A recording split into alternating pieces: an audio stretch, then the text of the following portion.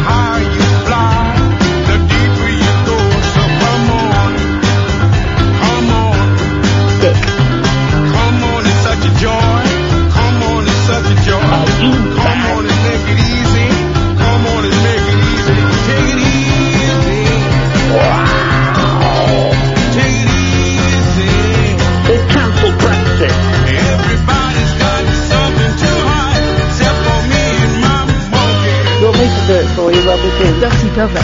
You can hang that in as soon as you like. Shag a pony. Shag a pony. Shag a pony.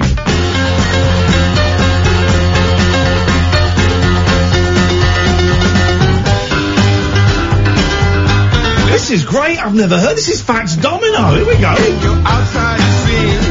You're inside is in. And you're outside is dark. So come on. Woo. Come on. Woo. Come on, it's such a joy. Come on, it's such a joy. Come on and make it easy.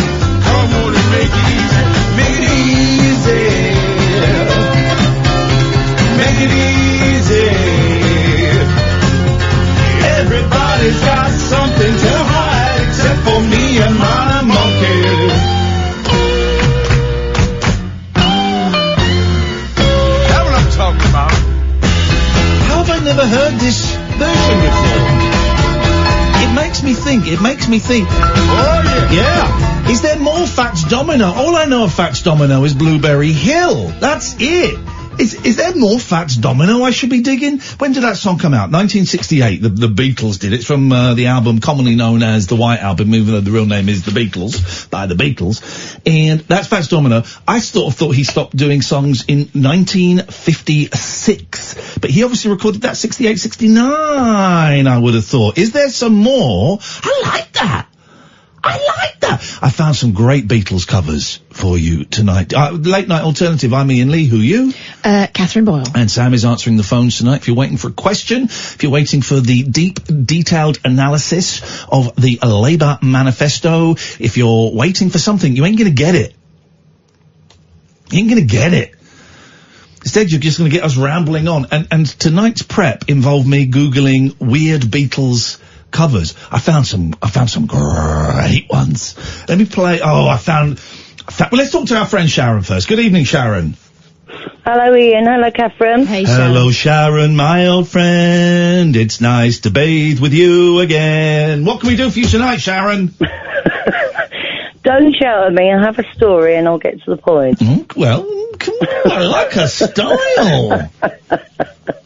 Get to the point. So, this time last year, yes, I took an overdose. Oh, yeah. Yeah, and ended up in hospital. Oh, okay, yes. right. No, I've got a better point than this, right? I like you. You're bonkers. Yeah, and I was in a really dark place. Yes. A really, really dark place. Yeah. In hospital for 5 days. Whatever. Anyway, I went on a spiral, left my kids, left my husband at Christmas. Flippin' heck. Yeah.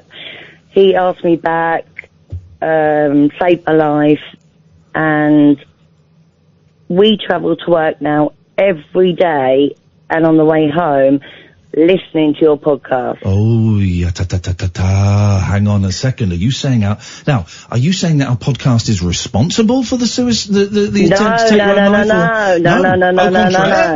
No. Today, yeah.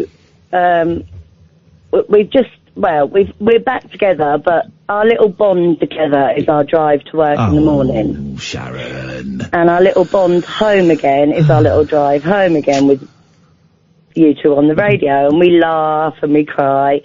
And this morning's podcast was Chris in Plymouth.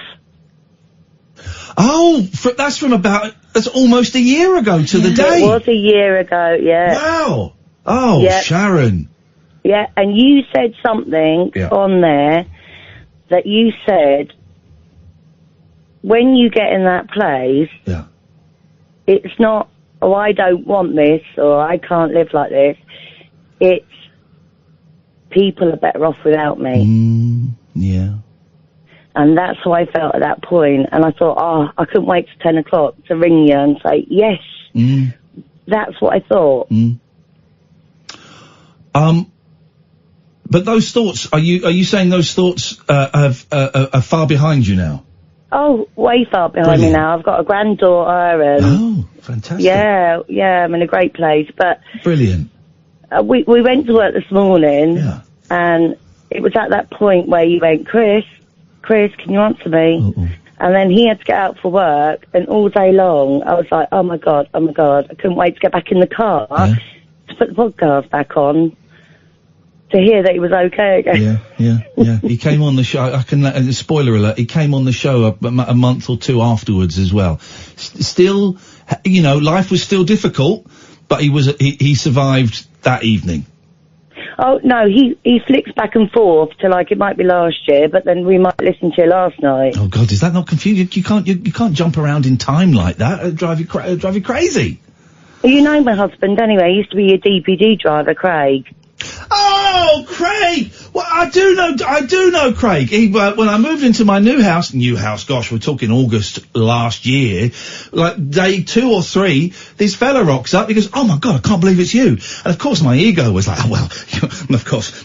And, he was a brilliant, driver deliverer, better than the jerks we've got now doing it. Actually, the new one's really good as well.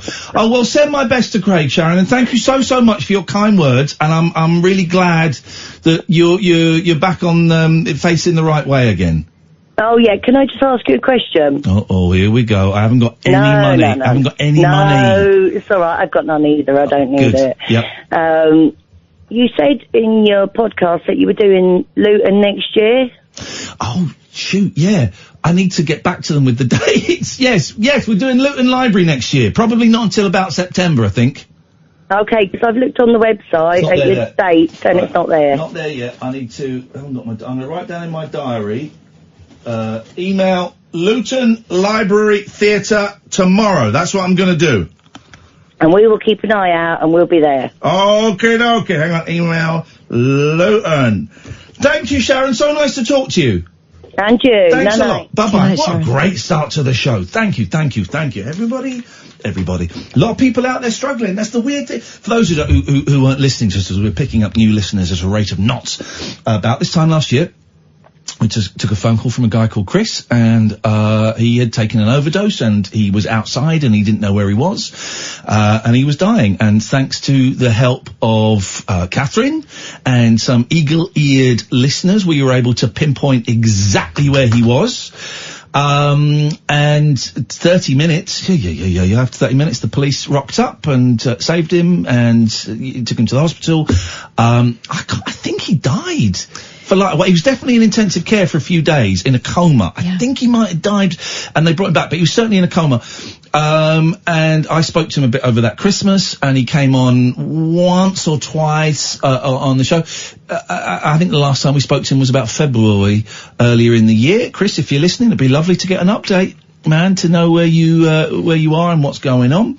And thank you for that, Sharon. Those are nice words. What a start to the show. How humbling. 0344 499 1000 is the telephone number. I had something really good for the show tonight, and I forgot to write it down. It was one of those things I thought, this is so good, I do not need to write it down, and I'll remember it. And I can't. I thought tonight, one of the things, I can talk about it a little bit easier now, about my Velvet, my cat being put to sleep yesterday. I can talk about it a little bit easier, but it's still very sad. But what struck me, It's for those of you who've been listening for a while, you'll know all about Velvet. For the new listeners, it was a cat. I got her nearly 19 years ago. She was 2 years old. She was a rescue cat, and she's seen me through a marriage, through 2 kids, through a couple of long-term relationships, anyway, I had to have her put down yesterday. She was coming up to 21, and she was not very well, and I took her to the vets, and the vet said, well, it's possibly her kidneys, and we could possibly give her an injection that might have an effect in 48 hours. And then he sort of paused and looked at me, and I said, is it time? And he said, I think it probably is. And so we put her down. Oh, it's the saddest thing. It's the saddest thing. And the reason I can talk about it now without crying is because I've been crying all day. And I might start crying in a bit. And, but several things have come out of that. Oh, and I got a card from the vets today. Oh, I got a card from the vets saying, really sorry for your loss, and it was signed by everyone at the vets. What a lovely thing to do. Here's, there's a couple of things that kind of come out of it. Firstly, right, I tweeted, not the greatest picture of me in Velvet, it's me in bed, topless, with her sniffing my eyeball, which is one of the things she liked to do. But it's the only one I could find, it's the only one I could find. Better than her nibbling your nipple, which she also liked to do. I never took a picture of that. That was a private moment between the two of us. Oh, when I got into bed last night, and I took 3 packets of cat food out of the cupboard, and I went, ah, yes, and I put one packet back, and then I went upstairs to bed, and I looked at where she would normally sleep, and I've got to move her bed and clean her hairs, and I've got her bowl. None of the other cats are using her bowl. That bowl is Velvet's, I've decided. Anyway, so I tweeted it, right, and the tweet has been, I'm not doing this for likes, obviously, but it's been liked like 12,000 times, or 10,500 times, something like that, by big names. Big names. Dermot O'Leary, Susie Dent, Linda Nolan, big names, cat right? fans, which is great, and I've not had not one snarky, mean reply to that tweet. Now, admittedly, I muted a lot of people over the years, and I blocked a lot of people, but still, you would think, I would think, maybe you wouldn't, I would think, I was waiting for the, oh man up, Snowflake. You crying again like you did in the jungle. The attention seeking. I was expect one of those. Nothing. Unless I've missed it. I think I've seen all the comments. I think I've read all the comments. And I've taken the time to do that. So thank you. And all the emails, thank you. Apart from the email from one guy who's a stalker who sent me an email. Unbelievable! A guy that we've reported to the police. Just wanted to say, but sorry to hear about you. But what? We reported you to the police, you nut job. Yeah, could you not? Could you not? How dare you mention Velvet's name in an email, you scumbag. But not one snarky comment. And then our friend Dave DM'd me and said, I think you're finally having the experience on Twitter that most people have. Is Twitter, mate, I have no question to it. It just proves to me that there are a lot of good people out there. A lot of good people. So many nice comments. And so many people very kindly sharing pictures of their cats and their dogs. And, a lot of cats have died recently around the age of 20. I don't want to say I've got a conspiracy Where theory. were you on the night in question? Exactly. I think we know who's doing it. It's the people whose names can't be mentioned. It's a reference to last night's show and our anti-Semitic conspiracy theories. I do not think the Zionists or the Jewish people are going around killing cats around the age of 20. I have to clarify that. But most people have been really understanding. I was expecting a bit of, mate, it's only a cat. Get over it. But most people have got it. And then I found myself... They don't want to rile the cat lovers. No. And someone tweeted, Iain, it's Twitter. Cats are taken very seriously here. So thank you. But then I found myself doing, and I apologise for this, but this show is about honesty. I found myself thinking about a couple of tweets I saw, what I was expecting to get back, right?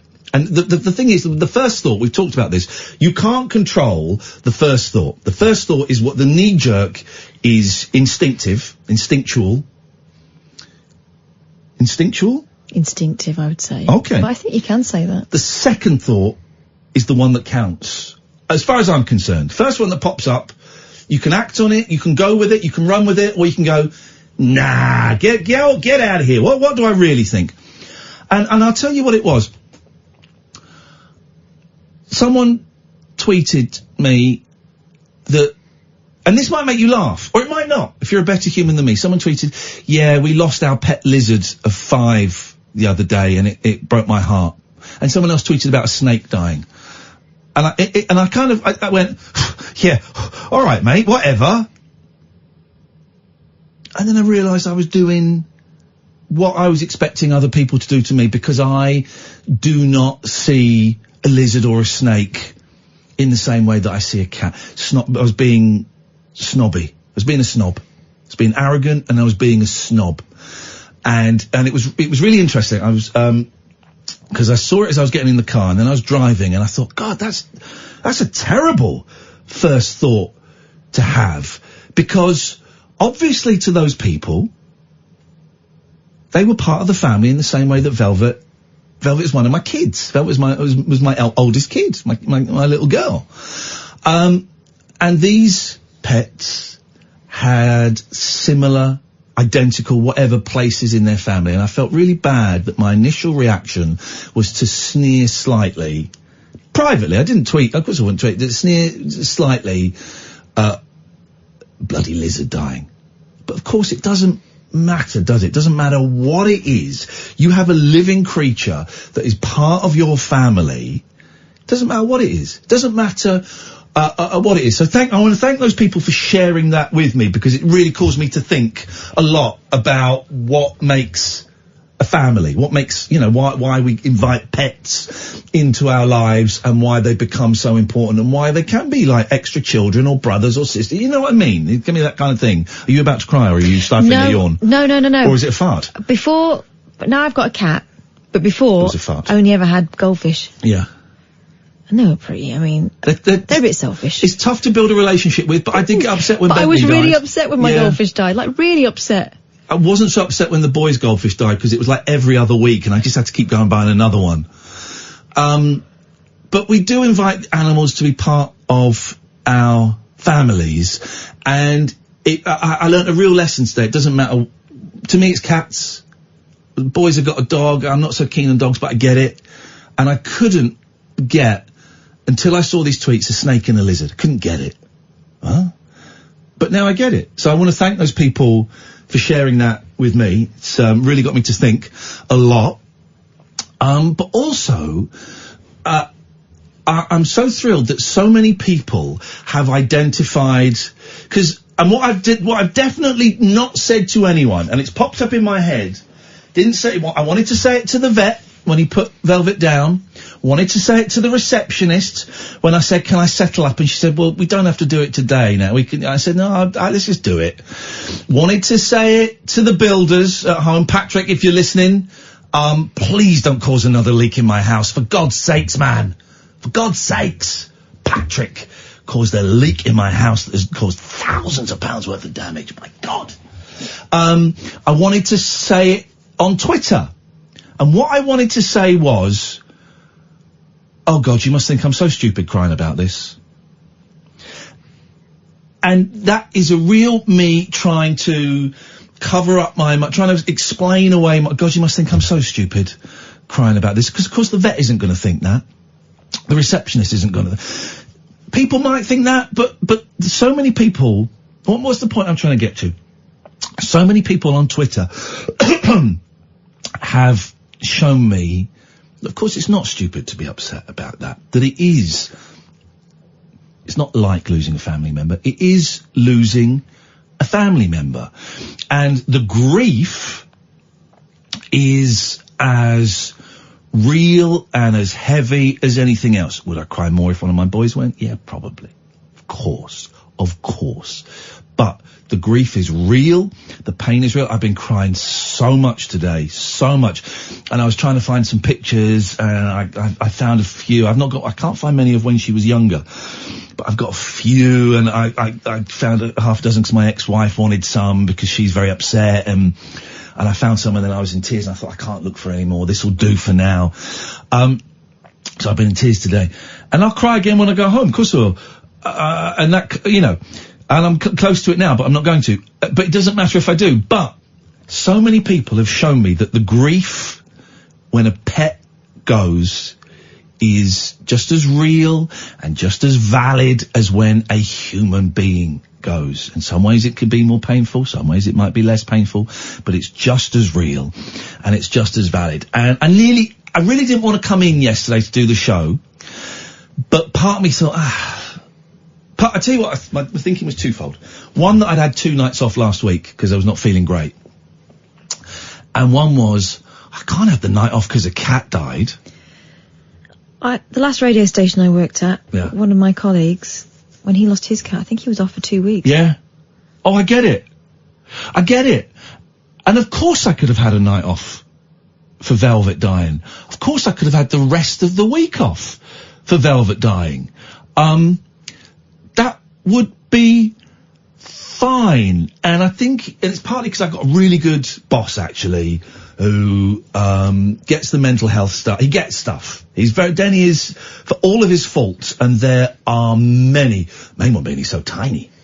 So tiny. I have to. It's not really his fault. For me to look up to him, he has to stand on 2 boxes. But he's a great boss, and I know that not everywhere would be anywhere near as understanding as our direct bosses, and so I'm eternally grateful for that. You've never had to make an excuse to Denny. No. I've always been able to tell him the truth. But again, it made me think. I don't quite know what this. We're going to go to an advert in a minute, and we've got Caddick, Greg, and Susan, and we'll do all that.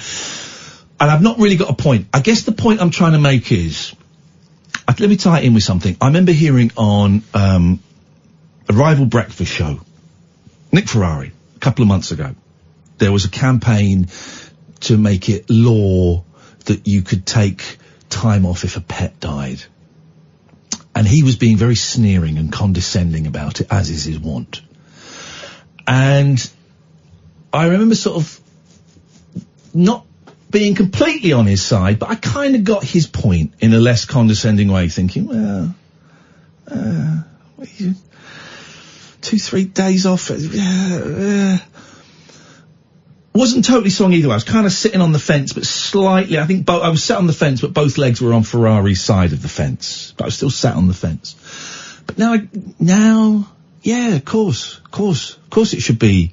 You lose someone that's lived with you for 6 months, 10 years, 20 years, as Velvet did, then, yeah, of course you should be allowed to. It should be law that you can have bereavement time off. And here's the thing with animals. You get them and they're your baby. Yeah. And then all of a sudden they're older than you. Yeah. And you're looking after an old person. Yeah. You see their whole life.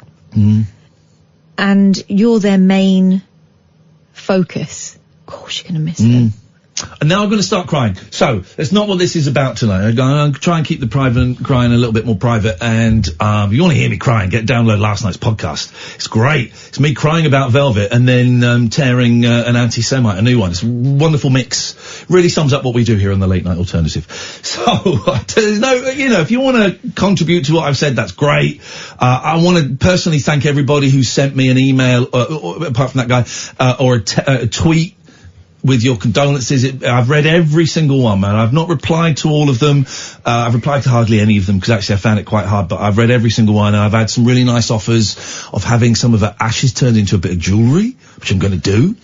I've had a very talented young woman whose name escapes me, but said if you can get a decent picture of Velvet, I'll do a portrait of her. Velvet did not like having her photo taken. You would get there with a phone or a camera, that's how old she is, and she'd look at you and then she'd just turn and walk away. Tell me about it. So, she just didn't like having her photo taken, so I've not got many. But I'm going to try and find one, because this young woman is so talented, and I thought that'd be lovely. Of course, I have a picture that you commissioned as my Christmas present last year of her, which sits in the big painting, which is in the living room, and it's just, it makes me, it has me in pieces. Anyway, the point I'm trying to say is, I love everybody. I love you, Catherine. I love you, Sam. I love, who else do I love? I love you, Alan.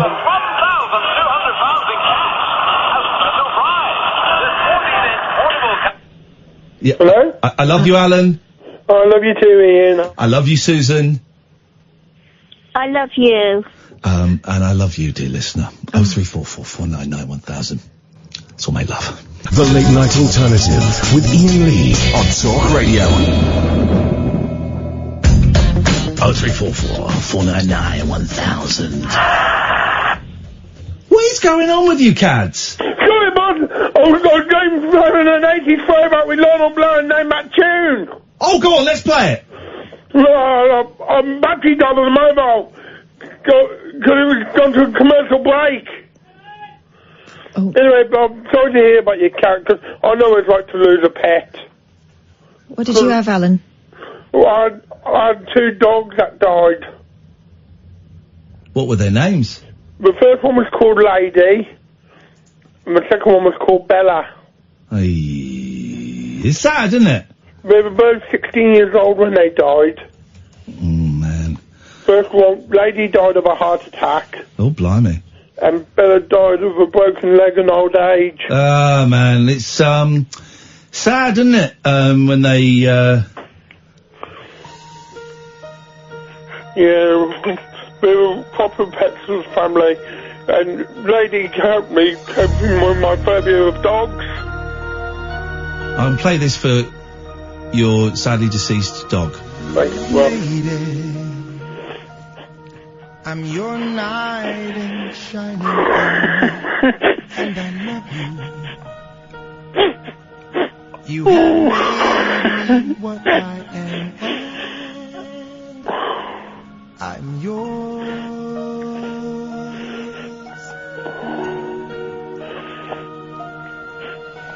My love. we love There's so Lady. many ways I want I still see her. Taking her for a walk every day. Let me hold you in my arms forevermore. She would, I remember sitting with her on the sofa in the living room, watching the telly. You have And she would come up and give me a kiss. and made me such I really like that dog. I'm so lost in your love. And oh, girl, we belong together. Won't you believe in my song?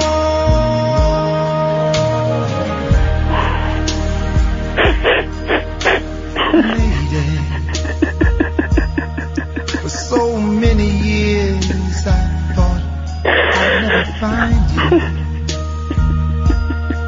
you. You have come into my life. You're right, Alan. I'm just a bit sad about Lady. Yeah, I know. It is sad. I hope you don't mind us playing that. I thought that was just a lovely song, and I thought it might be a nice little tribute to. Yeah, and it's nice to hear your thoughts, and yeah, nice to hear your thoughts on it, Alan. Thank you, boss. No, thank you, mate. And I'm sorry if I upset you. That's okay. Anyway, life goes on. And I got RuPaul's Drag Race UK report. Don't spoil it, please!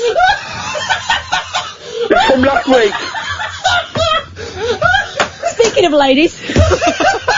Yes, hang on. I've got a song for that. It goes, it goes a little bit like this. Is that bag of chips or David de Campo? Don't spoil it, please. No, I'm talking about last week's. But just don't spoil it. You know, Catherine and I have been invited to the RuPaul's Drag Con in Olympia in January. Wow. Yeah, and a lot of the big stars are going. Oh, and which one started following me? Bag of Shite? No. Vinegar Strokes. Vinegar Strokes started following me, which is great. Well, she was eliminated in week 3, she was. Yep. I like those ladies. I don't know why they focus so much on their brothers. The brothers are weird, horrible looking men, but the ladies are great. There was a drag queen from Birmingham called Something Wrong. Yeah, there was, I remember. Yep. She got eliminated in week 4. There we go. Alan, nice to talk to you, mate. Thank you for sharing your stories about ladies. It's nice to hear, you know, how pets can have an impact on us. And thanks for the RuPaul's Drag Race update. Thank you, Mark. Thank you very much indeed. 0344 499 1000. This is Talk Radio. Moonlit musings from mums, madams, and meat packers. Oh, never mind, I must have misheard. The Late Night Alternative with Iain Lee The station's brilliant. on Talk Radio. Oh, I'm not reading that out. No. My mum, this is someone who's not following me, no. My mum, this is horrible. Are you sure you want to read it out? Shall I have a look? I'm going to show it to you. It's the one above that picture of the satanic cat. Can you read that? That's not. My mum ran a yacht. You're going to read it out! You're going to read it out! No questions asked. NQA. It's clear. No questions asked. It's clearly balls. Okay. You couldn't. Okay. You couldn't. You could, though. You could. If you can run over a cable or a log, carry on.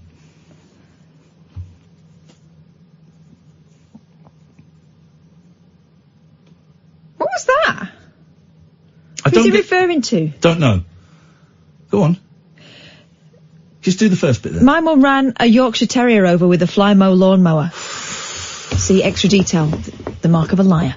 True story, not like that fraud then. He's calling Alan a fraud. What was extraordinary? Yeah. Who hurt you, Eddie? Who hurt you? 0344 499 1000. Good evening, Greg. No, sorry, Ian, I'm still crying. That's right, I'm better now. There you go. That's that I'm sorry, I'm crying because about 10 minutes ago you said you loved Alan.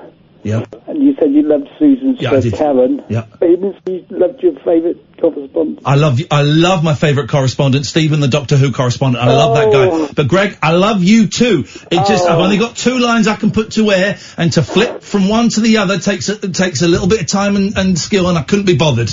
I thought the gag had worked, it had settled, it had landed, it had taken root. I didn't need to push it any further. I'm a master when it comes to knowing when to throw to a break after a gag. But Greg, I love you. Thank you.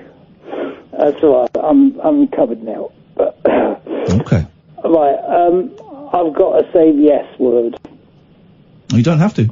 Well, I don't have to, but I got to. You don't have to. I got to. Don't do it if it's a stretch. Don't do it if it's against your principles. If it's painful, you don't have to do it. No, I've got to say yes word. The schwaddy word. Go on then.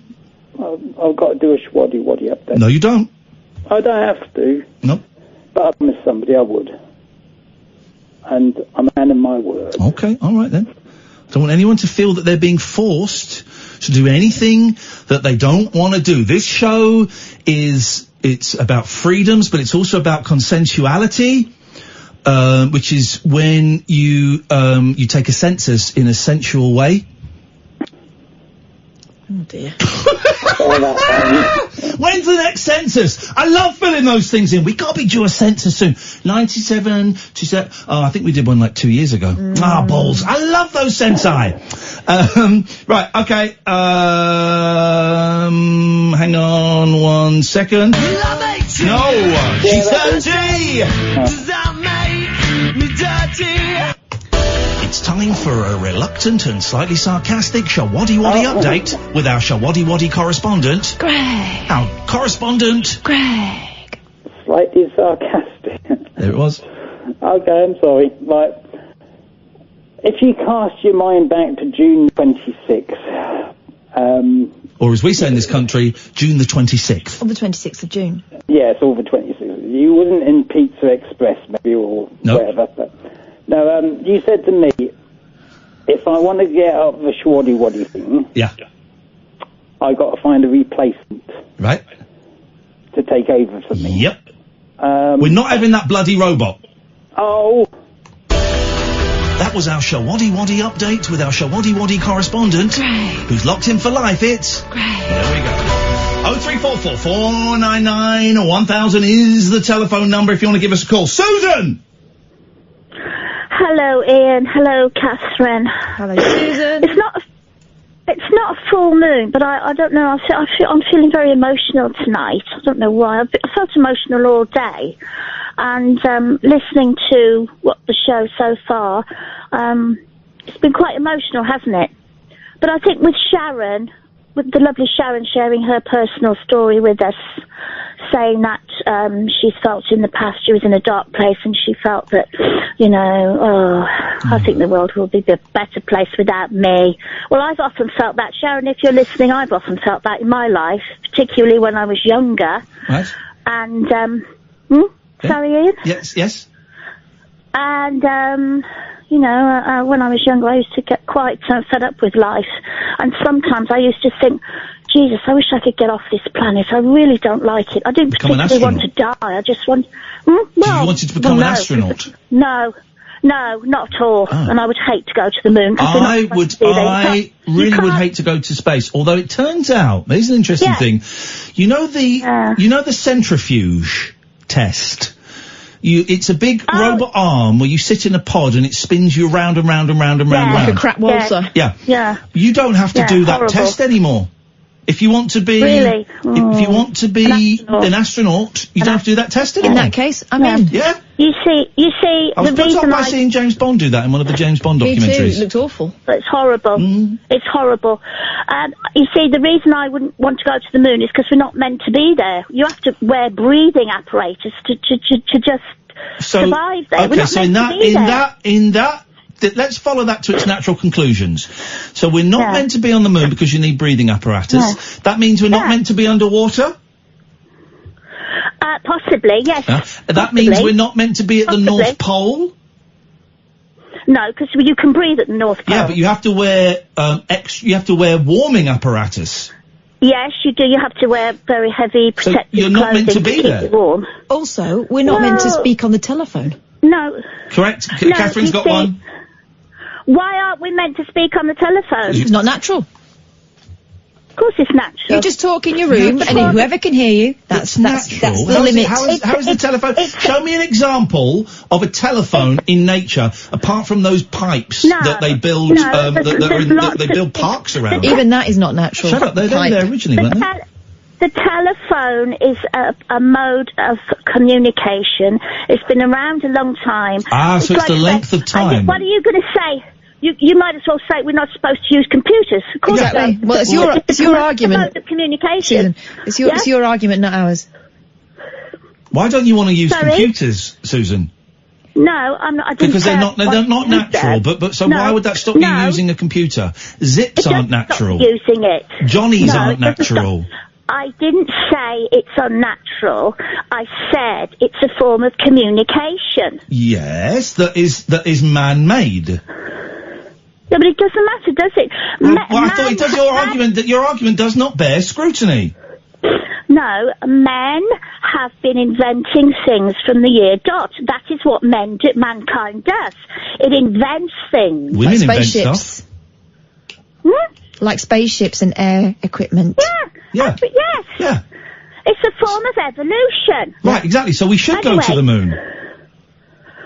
Well, I mean, some people think we should. Personally, I don't, because I don't think... Do you think... We'll never be able to live on it properly. We can't live in parts of this country properly because of the flooding. No, but it's not as... Do you think... The moon. Do you think man actually went to the moon? Sorry? Well, man did go to the moon in the 60s, in the 50s. Man has gone to the moon. So you believe that? Well, of course I do. Why do you believe that? Evidence. What evidence? We've had photographic evidence. If Neil Armstrong was the first man on the moon. Yeah. Who took the picture? Susan. The people that were following him. But they were in front of him. Were following him. There was a picture of him stepping out of the lunar module. Yeah. Who took that? Well, somebody in the crew, somebody who was up there with him. So somebody went out first, before the first man on the moon? You're all over the shop tonight. Your argument is making no sense at all. Went out at the same time as him. What, like holding hands? I don't know the answer. So you're saying, hang on a minute, are you saying, let me get this right, are you saying they sent homosexuals to the moon to gay it up. I haven't brought what the hell did you say that for? I haven't brought homosexuality into any of this conversation. Oh, so you're a homophobe? You think they shouldn't send gay men to the moon because they were too busy kissing? You said they went out together. Not at all. No. So you're saying, here we go, let me get this right. You don't think we should send people to the moon because homosexuality is not natural? Jesus, Susan, even by your standards, that's all over the shop. You are bringing homosexuality into this conversation. Why shouldn't I? What's wrong with being gay? Think about homosexuality. What's wrong with being a homosexual? Nothing at all. Nothing. Then why can't they go to the moon? Well, they go to the moon if they want. Oh, so you want to send all gays to the moon now? Outrageous. Goodbye, Susan. Sorry, we'll not tolerate homophobia on this show. Sorry about that. Any of our gay listeners, just put each other's bodies down for a little bit. I want to apologise to you. Sorry about that. That was highly, highly offensive. Well, I didn't know that Neil and Buzz went out together. Good to know. It's good to know. Did we do that 22 break? We should do it now. Late night conversation worth losing sleep over. The Late Night Alternative with Iain Lee on Talk Radio. Go on, Kath. We just said a very powerful tweet there. Thank you very much to Roger, who nails it yet again. Susan is a homoonphobe. Sad times. There was something I wanted to talk about. Was it not about that? I tell you what, tomorrow night, I set this up now, 3 hours of call straight to air. I think I could certainly do with a laugh and a bit of weirdness. 3 hours. Sam, you in tomorrow? Come and sit in the studio with us tomorrow. We'll have Sam in the studio, 3 hours of call straight to air. I'll bring biscuits. Yeah, bring biscuits. Just bring some refresh. Let's have a little party. All right, here is what we'll do. Chips and dips. Tomorrow night, we'll have a little party in the studio. You're all invited to phone in, not turn up. And we'll take calls straight to air. And, I should say Christmas, me and Kath were off for 2 weeks. Normally I only take 1 week off, but I really fancy 2 weeks off. But we're coming back in, I think it's on the Tuesday, to do the New Year's Eve party! It's on. For people who don't like New Year's Eve parties. So we don't even really mention New Year's Eve, we just come in and dick around even more than we do now. Sadly, we no longer have access to the roof. And a final bit of business. I sent a load of pins and records out today. And I will be sending out another mother load on Monday. If you want to order them, I've got the address to go to is a little bit weird. It's iainlee.com/shop/ You've got to put an extra slash. If you don't put the slash, it takes you to the t-shirts. Oh. I know, I'm going to get it changed to something else. But at the moment, it's iainlee.com/shop/. That will take you to the pins. That will take you to the records. Sent a load out today. I'm hoping there's two, Harsh and someone else. I've got them in my bag because I did them later. I'll post those tomorrow. But if you ordered one online, you should get them tomorrow, hopefully Saturday.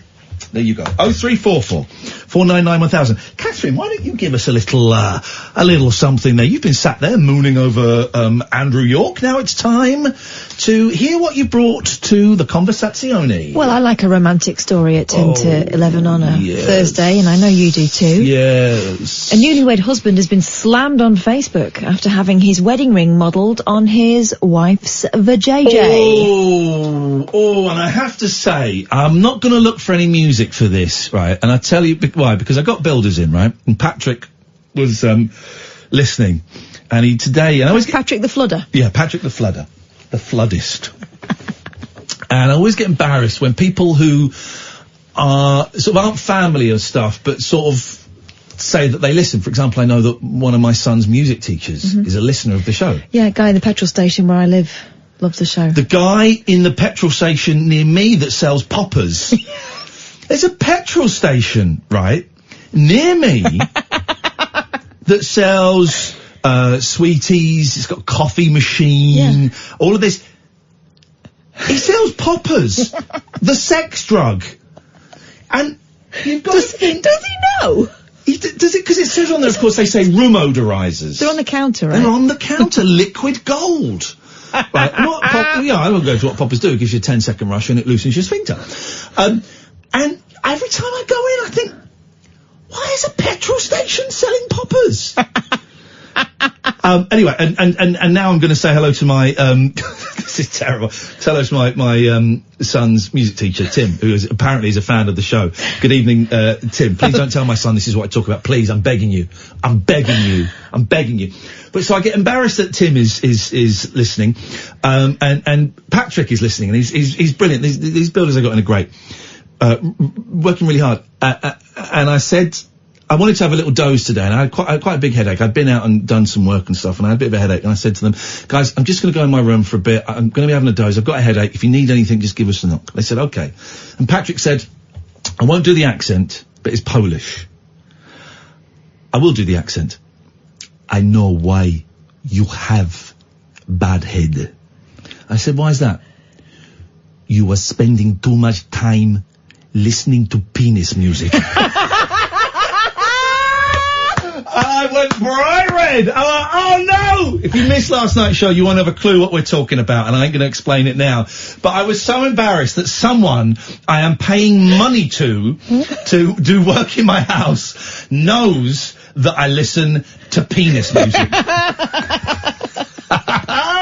And now Tim knows if he didn't before. Tim, you mustn't tell my boy. He thinks I do a proper news show like his mum. Tim, it's nice to have you on board, and thank you for the lovely email today. I really appreciate it. Back to the fanny ring. Oh, God! I want us to get taken off air. If I was listening to this show, I would get us taken off air. This is awful. Taking to a wedding shaming group, because there is such a thing. Okay. One user shared an image of the ring, and people were in shock over the very personal design. Found this on Twitter, the user wrote. The husband's wedding ring is a moulding of his wife's coochie. Coochie? Yes. The vagina ring, actually it's a vulva. The vagina ring had been placed in hang on, is it a car or a genital? a genital. Singular. So could you leave my genital alone? Aren't the genitals, aren't there in the Bible? Aren't they? Are they people who aren't Jewish, the genitals? Have I got it right? I used to know a woman called Jenny Taylor. I used to know Jenny Taylor as well. Married to a friend of mine called Nick Taylor. Jenny Taylor. Okay, just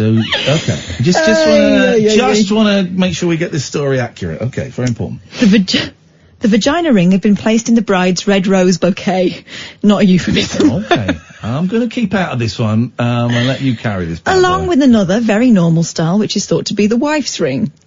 Okay, she should get one based on his beanhole. Oh my God! Tiny little brown hairy ring. Oh my God! That you can. Okay, we know. Put a pinky in. Oh my God! Or a thumb. And users were in shock, with one commenting. That Sam's typing an email to HR asking to be taken off this show as it violates his human rights. And I agree with him. Users were in shock, with one commenting, but what do you tell your grandma? Or your co-workers? I hate this. Stop it. Others were confused over why the husband wanted to, and I quote, show off his wife's lady bits. Well, some people are very proud. Why does he want to show off his wife's lady bits for the world to see, one wrote? Did he make it himself, or did he have to show a picture? Or worse, brought his wife with him to get it made? Maybe it's like those moulds you get, you know, maybe it's like a plastic mould and you sink it in there. And, or maybe, you know, when they do hands in concrete, maybe she just have to squat over a concrete bucket full of concrete. Or a bowl of jelly. Yeah, possibly. We just don't know. We just don't have the ev. If you know, 0344 499 1000. Another joked, I so wish I was there to see how this all went down at the jeweller. Despite most users shaming the controversial design, some thought it was a funny gesture. Yeah. One wrote, I mean, I don't hate it. I think it's funny. Yep. What do you think? Asked the Sun. I think it's great. I love it. And I want to buy it. I want to buy his wife's vagina ring. Oh my God. What do you reckon, Alistair? Do you want to buy his wife's vagina ring? Oh, it's an amazing story, that. I mean, not sure about the use of... it's just the shape, it's not the actual vagina, isn't it? It's not her vagina. They've not surgically removed her vagina. No. And stuck in a ring. That will be weird. Yeah. That will be weird, but, no, it is a replica of her delicate rose. Oh my God. It's, What can we do for you, please? Wow. Alistair Can I Ballister? talk about my dogs? Yeah, go on. So, I had Bella, sort of a lab mix for about 8 years, and then I had Stella, which was a cross between a Rottweiler and a lab for another 8 years. Wowzers. And especially Stella, because I was really close to Stella when she died last year. Yeah. Well, it was terrible for me. So I do know what you're going through, mate. It's tough, isn't it? It's really tough. And my love to you. Thank you, Alistair. And sorry for your loss as well, because it's... I think... It's tough. Probably, with the benefit of hindsight, looking back, maybe it was an excuse, but it definitely triggered the start of my downhill thing with the drink again. Yeah. But then, perhaps I might have done that anyway, I don't know. And after that, I got another dog called Marlon.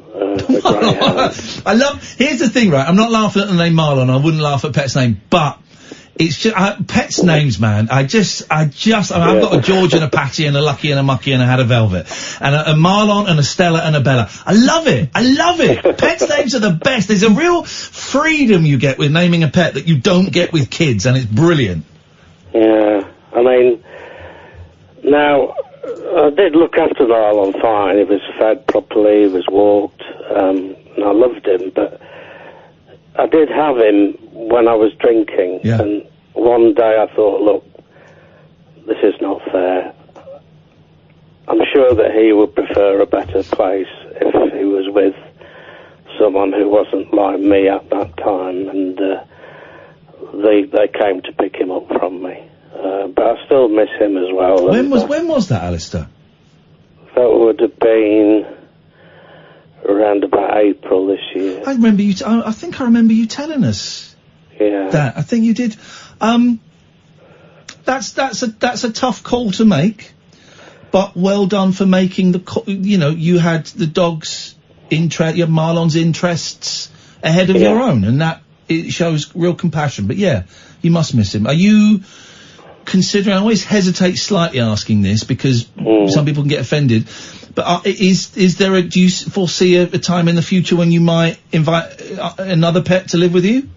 Yeah, but what I've said to myself is I'm going to wait 1 to 2 years sober. Beautiful. First, before I embark on that. Okay. It's got to be said, man. I can't think of a much better gift to oneself for a first year sober anniversary than inviting something on 4 legs with a waggy tail into your house to live with you and to share the new direction that your life is heading in. Yeah, and it'll give me another thing to look forward to as well. Alistair, listen, we've got to move on because I'm so late for the news I didn't realise the time. I do apologise. Let us know how it goes, but I'm really sorry for your losses. I'm really sorry. I've had some really nice emails as well during the show about pet losses and stuff. It's not me? It's not me. It was literally you, wasn't it? Apologise to the ladles and jelly spoons. It wasn't literally me, it was literally my computer. Literally your literally a dick. Talk Radio. The Late Night Alternative with Iain Lee on Talk Radio. We have ways of making you talk.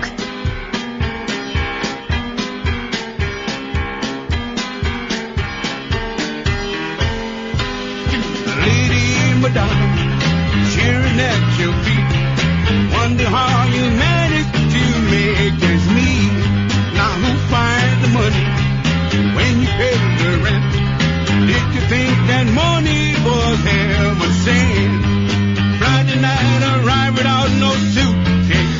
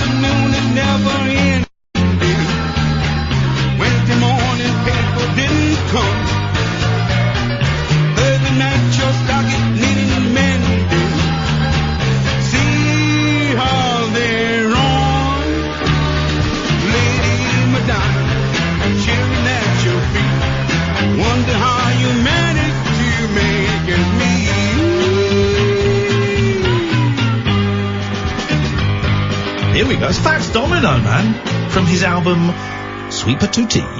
I don't know anything about Fats Domino, right? And now I want to buy a This is where my addictive head comes in. I'm now looking at buying a box set of all of Fats Domino's albums. I'm looking at buying a Fats Domino biography, which would be a very good read, but I have many books to read. I told you this. Here's a question for you. How old? Well, you know the answer, Sam. This is a question for you, my young friend. How old was the original Beach Boys rhythm guitarist, David Marks, when he played on such Beach Boys hits as Surfin' Safari, Surfin' USA? You will know, of course, he left shortly after those hits and was replaced by Al Jardine. But how old was the Beach Boys' original guitarist, David Marks, when he played on Surfin' Safari and Surfin' USA? Well, I assume it's going to be either pretty high or pretty low, so I'll go 12. Why would he ruin a game like that? Why would he ruin a game? So like him. Why would he? It was 13, but you ruined it. 12. 12-year-old couldn't pick up a guitar. Prune. That really. My 8-year-old plays a guitar. She can't. No, she can't. Why would he? I've seen her. She can't. Why would he ruin the fun like that? The fun. Remind us of that story you were just telling us, because our friend Scott Balcony, who is very close to being sainted, with his work for Girly Swats and Lady Hale, raising about 30 grand for the shelter charity. He's a feminist ally, if not icon. He's about to be cancelled. Okay. A newlywed husband has been slammed on Facebook after having his wedding ring modelled on his wife's vagina. Okay, so Scott, he's about to be cancelled, Scott.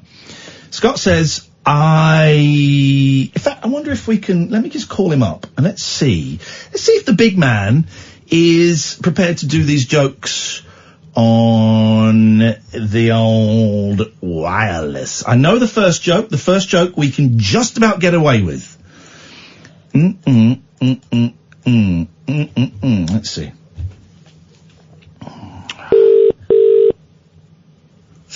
Okay.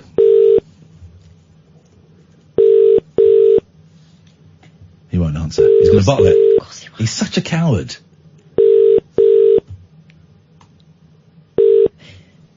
Welcome to the O2 messaging service. The person you are calling is unable to take your call. Please leave your message after the tone. To re-record your message, key hash at any time. Okay, Scott, well, you're not prepared to answer. You're a coward. So this is the first of your two jokes. I don't have the second joke. The first joke is about the ring that has a vagina on it. If you turn it around, has her husband moulded her bum hole on the other side? That's Scott, I for design. Always looking for an easy in is our Scott. Scott, I look forward to hearing joke number 2. That should be the engagement ring, and then the wedding ring goes on top, so you get the full set. He's typing. He could be typing the second joke. I want to play some really bad Beatles covers in a bit. Well, no. Whoa, no. I want to play you some really interesting Beatles covers in a bit. And if anybody can give me any informazione about the old FD, Fats Domino, I'm in. But before that, let's speak to a good friend of the show, Michael. Good evening, Michael. Good evening. Michael, what you got for us? Well, I want to listen to the conversation about the moon. I knew it was... Hello? Hello, yes? We lost you for a second. You know what? Yes. I knew it was fake. The moon landing. Yes, the moon is real. We think, but we only have the man's word for it. But the moon landing's a fake. Tell me how you knew it. Well, you don't get flags waving on the moon. Yeah. You don't get no wind. On the moon. I imagine the trip up there is kind of bumpy and they're not eating the greatest food, so it's possible they had wind up there. Exactly. It's all, here's the thing, Michael, you sound like, an intelligent, guy, right? It's obvious when you look at the EV that man didn't land on the moon, right? You don't get wind up there, the flag is flapping in the breeze, right? Who took the picture of Neil Armstrong, right? and the stars constellation, it just doesn't. It's not set up right for where they're supposed to be in space. It's fake. He's gone. Okay, fine. Okay, well, I said all that. Nothing more needs to be said. Yeah, that's sorted. Right. And as we know, the Twin Towers were taken down by George W. Bush, and we also know, but I don't really want to go there because it's still too soon for me. Let us go to Dan. Good evening, Dan. Hi, how you doing? I'm okay, Dan. What have you got for us? Well, I heard the guy calling before about his dogs, and I thought I'd ring you with something a bit more light-hearted. Okay. I was in the army for 24 years, and last year I moved into a house, and we had a big family Christmas dinner, and I was a bit unprepared for it. Hang on one second, because you have now planted the image in my head, and it's real for the first time this year. Christmas dinner. Oh, it's the first time I've talked about it, but it's the first, you saying that, Dan, it's the first time I'm thinking, oh yeah, roasties, bit of turkey and some sprouts. Well, last year it was a bit of a blowout. Oh, go on. You know, I couldn't find the scales, and then on Christmas Day I couldn't find the flour, but it by hook or crook. What are you doing, making a cake? What you want flour for? You're making a cake? You're making some kind of pie? What are you talking about? Making a pizza pie? So, like, last year was, you know, when it came to games, it was a bit of it fell apart. Anyway, so this year, I've put extra effort in, right, and I've resurrected Play Your Cards Right. Oh, okay. I'm going to have the whole cards on the side. I've made A5 cards, A5 size cards. Yes. To sit on the side. Higher, lower, higher. I've learned a few lines as if I'm I forgot his name now. Jesus, it's all going to go pear-shaped again. Bruce Forsyth. Bruce Forsyth, that's it. Go on, give us some of the lines then. Well, he says, nice to see you, nice! He doesn't say the nice, the audience say the nice. Nice to see ya, nice! That's how you do it. He also does, deep inside, I've got a feeling. Okay, dollies, do your dealing. That's right. And he used to say, feel over there, looking appealing. Come on, dollies, do that your was dealing. it. Go on, Kat. give us a twirl. Give us a twirl. Give us a blowy. We used to say. Give us a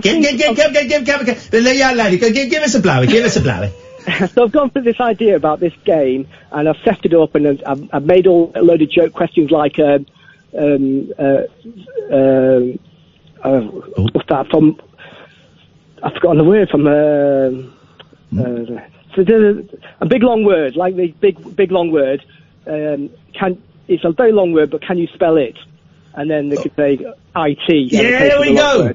I love those. Have you got kids coming to play this?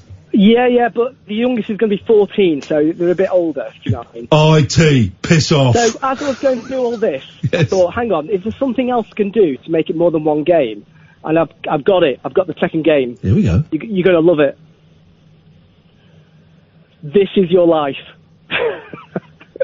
How do you play This Is Your Life? It's dead easy. So you've got to get one stooge, yeah? And so we've got my sister's husband. I'll be honest, it sounds like the worst guy. Christmas I could ever possibly imagine. Yes. This better not be going on when Doctor Who's on. It's going to be his life, but before he gets his life, everyone is going to be given a card, right, to say a statement. Yes. Yeah? And then what happens then, I elaborate on what that statement is. Gosh. So it's a shock, not only to him as the stooge, yes, but it's a shock to everyone else because they don't know what's coming. Wow. So, to give you an idea, I'll read one to you now. Please do. So, Stuart has a daughter. She's 17 years old, but she's very slim. Okay. Yeah? Oh, gosh. And very feminine. Her card says, soon I'll be able to scrum down with you. Yeah? Oh, God. That's her card. And then I say, yes, this is Charlotte, one of your daughters, or should I say, Adam. Yes, 80% through transitioning so far, so masculine, he'll be able to crush a grape. He loves rugby and all hardcore games, and has even entered into the male contestants for the March 2020 MMA, mixed martial arts, cage fighting, which is going to happen in Oldham. Oh, God. So you're planning... You're planning a bigoted transphobic Christmas? Well, that's just one thing. Yeah. Okay, but it's. Let me just. I don't want to have a go at you, but that's. You know, I don't know what your family sense of humour is, but that's pretty, Jeff. That's not. You know, jokes about transitioning, and you can do better than that, man. There are some people, maybe not in your family, but there will be some people who are very upset by that. I can do better than that. Quite unpleasant. I can do better than that. Okay. I've got one here for you. Here we go. Okay, so this is my brother. He's going to come in and say, "Land of hope and glory, master of the sea." Yeah. Yes. When he do you know what the next word is after that? No. Doesn't ring any bells with you? How about to sing it? Land of hope and glory, master of the sea. Does it not ring any bells? I know the song. I know Land of Hope and Glory. It's not Master of the Sea, but go on. The answer is, it goes like, Land of hope and glory, master of the sea. Shut up! From an old programme. Some mothers do have them. No, you've not heard of it. Anyway. Your youngest person there is 14. How old's the oldest person? 80. All right, she'll get it. Yeah, some of them will get it. Right? So, my brother has been to India quite a few times. Oh, no. Don't do the voice. No. He's been to India on business quite a few times. Okay. Because of his business. So he says that Land of Hope and Glory thing, yeah? And then I say, yes, he's here tonight. Oh. We've flown him halfway around the world at the annoyance of Greta Thunberg. Here from New Delhi, central India, it's Mahatma Gandhi! Mahatma Gandhi. Da-na-na-na-na-na. Okay, I've got to be honest, it sounds absolutely bloody awful. Oh dear. It sounds awful. I don't get it. It sounds offensive. It sounds dull. It sounds embarrassing. Just get. Put the telly on. And everyone have a doze. Right, you play your cards right. That could be a bit of fun, right? That could be a little bit of fun. If everyone's a little bit tipsy and you got Nana going against Dad or something, it could be all right. Then just get Uno out, or get Uno out. Get silly sausage. Get silly sausage. You don't want to spend all your time writing transphobic and unfunny Indian jokes for them to fall flat on their ass, do you? Oh, I think you're thinking of in a safe way. But, no, I'm thinking in an entertaining way that will not kill everybody with embarrassment and boredom. You think once is funny, twice is quite amusing, but three times is not very funny anymore. And so I don't think anything you've said about that "This Is Your Life" is. I don't think that anything. You could always say like that's not funny. No, I don't think anything about that "This Is Your Life" thing is funny. Okay. Well, we'll have to agree to disagree. Well, I tell you what, I look forward to speaking to you after Christmas, and you can apologise to me. Listen, you've already had one disastrous Christmas. You don't. No, because we didn't have any games. I thought you didn't have flour. Oh, that was for cooking. Right. Okay. Whereabouts do you live, Dan? In Manchester. Oh, thank God. I am absolutely miles away, so I won't be anywhere near that. Gosh. I mean. Oh, God. I don't want to. Hey! I don't want to belittle the guy, but that sounded awful, didn't it? It just, you can try too hard. Here's what we got for my sister is going to come over the weekend after Christmas, bring her kids, and I'll have my kids. And, well, I just have, we'll be grazing all day. I don't think we're even going to maybe we'll get Domino's, I don't know, but we're going to be grazing all day. This is after Christmas, right? We'll be grazing all day. There'll just be food set up. Dig in whenever you want to dig in. A little bit of video games, a little bit of music, a little bit of that. And then at some point in the afternoon, I'll say, right, let's get some board games out. I'm not talking Monopoly and stuff like that. I've got some good board games. That one where you've got, things stuck on your head. You may know it as the Rizzler game. What Am I? We'll play a few rounds of that. Pass the Bomb. Pass the Bomb is a great game. Games that are fast, that are stupid, where the kids are on an equal footing with the adults, and then we might do a little bit of apple bobbing because it went down so well at New Year's Eve. We might do a little bit of that as well. But I'm not going to write an elaborate script that is not funny. Well, that aside, anything that involves one person being the showman can only be mortifying for everyone else. Surely. Yeah. Surely. Yeah. Also, imagine you're the brother-in-law.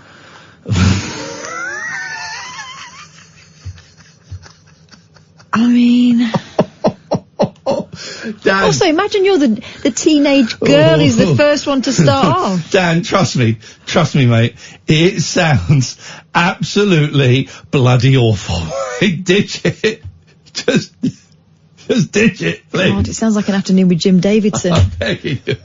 We didn't do the break, did we? Oh man, we should have done the break. 0344 499 1000 is the telephone number if you want to give us a call.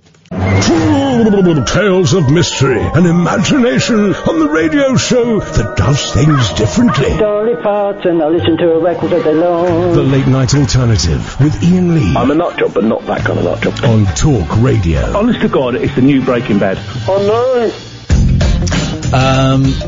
And we've got some interesting news. Dan, who just called in, is going to be filling in for Martin Kellner this weekend, so that's something. Thing about Christmas, right? Christmas Day I'm going to be at my sister's, and I'm really looking forward to that, because she does a good old roast, and then the kids kind of go off and play video games. I can be sat on my own for a little bit, and yeah, it's my second Christmas without the boys on Christmas Day, right? So it's still a thing. It'll be my first Christmas without Velvet, I know, and that will be a thing.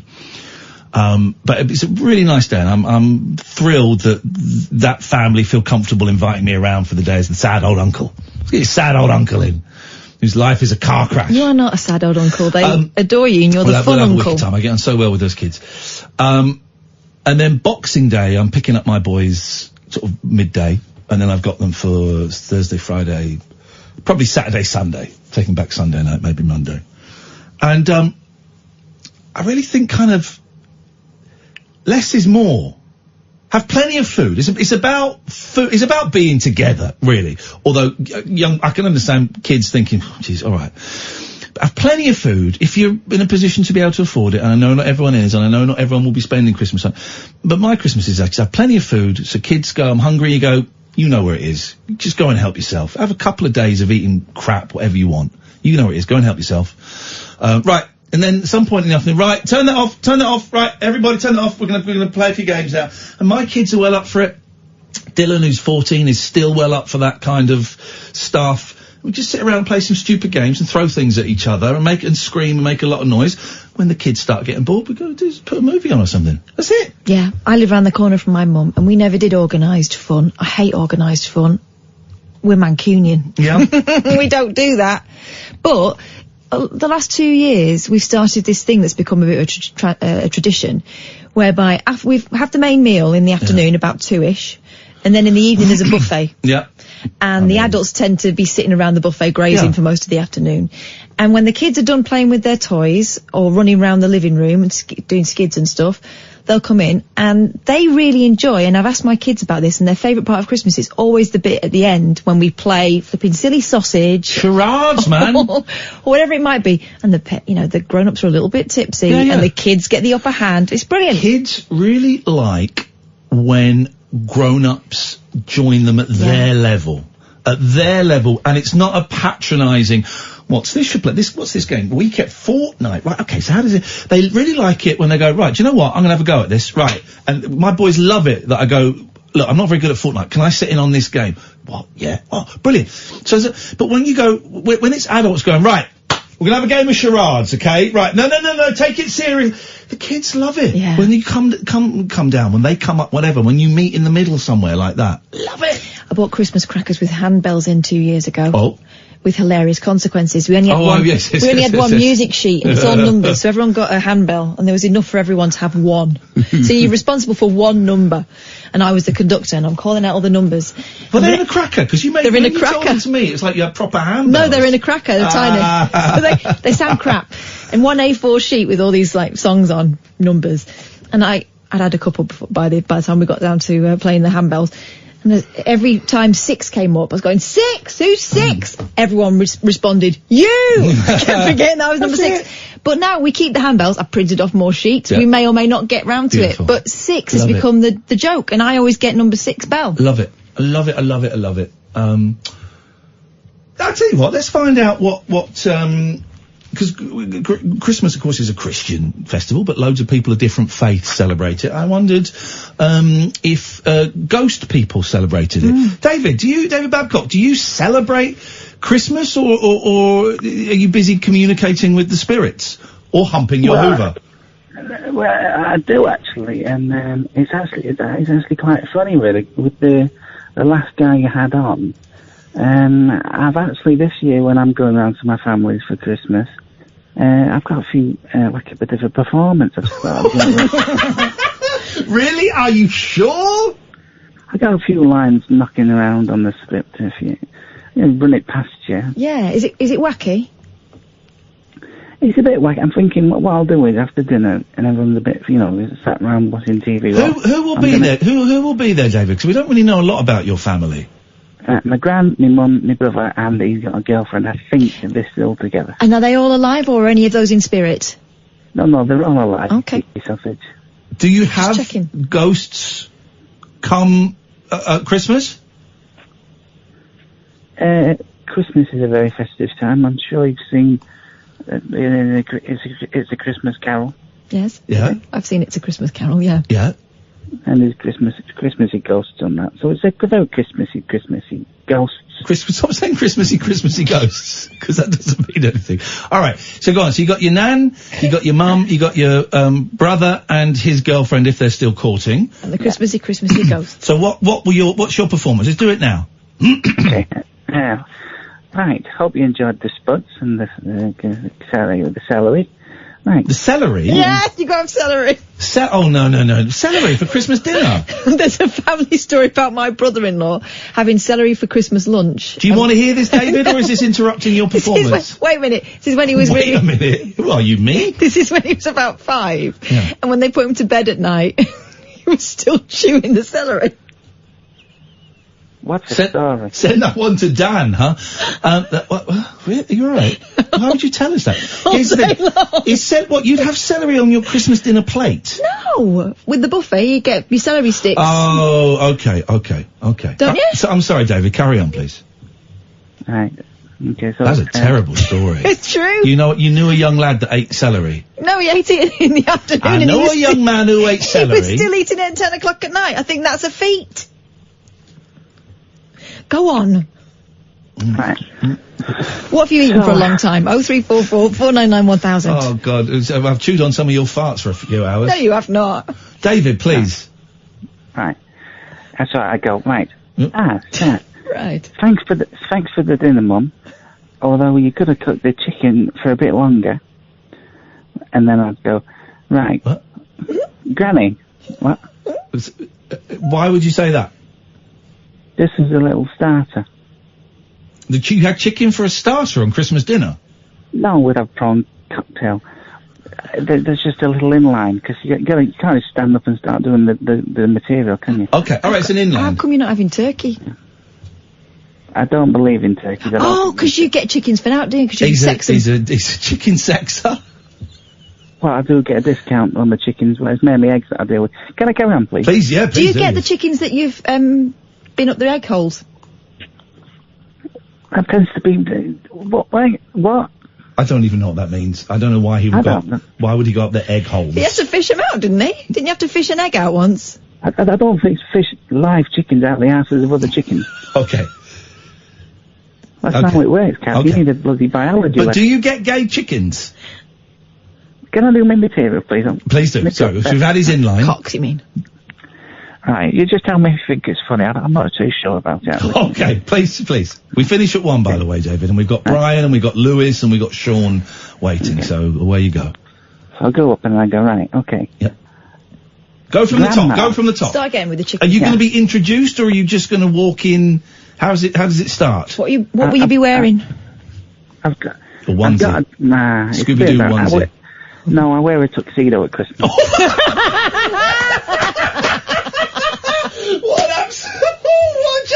What absolute gentleman. Yeah, my mum insists on it. Yeah. Classic. Yeah. Right, so I go up there and I go, thanks, Mum, for the dinner. Although the chicken could have been cooked a bit longer. So you're dropping the line about celery? What did I say about that? You I hope you enjoyed the celery. I hope you enjoyed the celery, but the chicken could have been done a bit longer, and then they all laugh. Yep. And Because then that's how Grandad died. He got salmonella 2 years ago on this very day. You're not going to let me finish. I am. Nope. Going to be quiet now. Here we go. Go again. And then I go, Grandma, your minge stinks of fish, aren't you? Whoa! Okay, David. Whoa! Whoa! Whoa! Whoa! Whoa! Whoa! That happened. You encouraged that. You did. Whoa! No! Whoa! Whoa! Whoa! Whoa! Whoa! Whoa! Whoa! He's gone. He's gone. We need a palate cleanser after Babcock. I'm not putting anything in my mouth after that. Let's have a break. Whoa! It's electric, it's eclectic, it's always rule-free. It's the late-night alternative with that man, Iain Lee. On Talk Radio.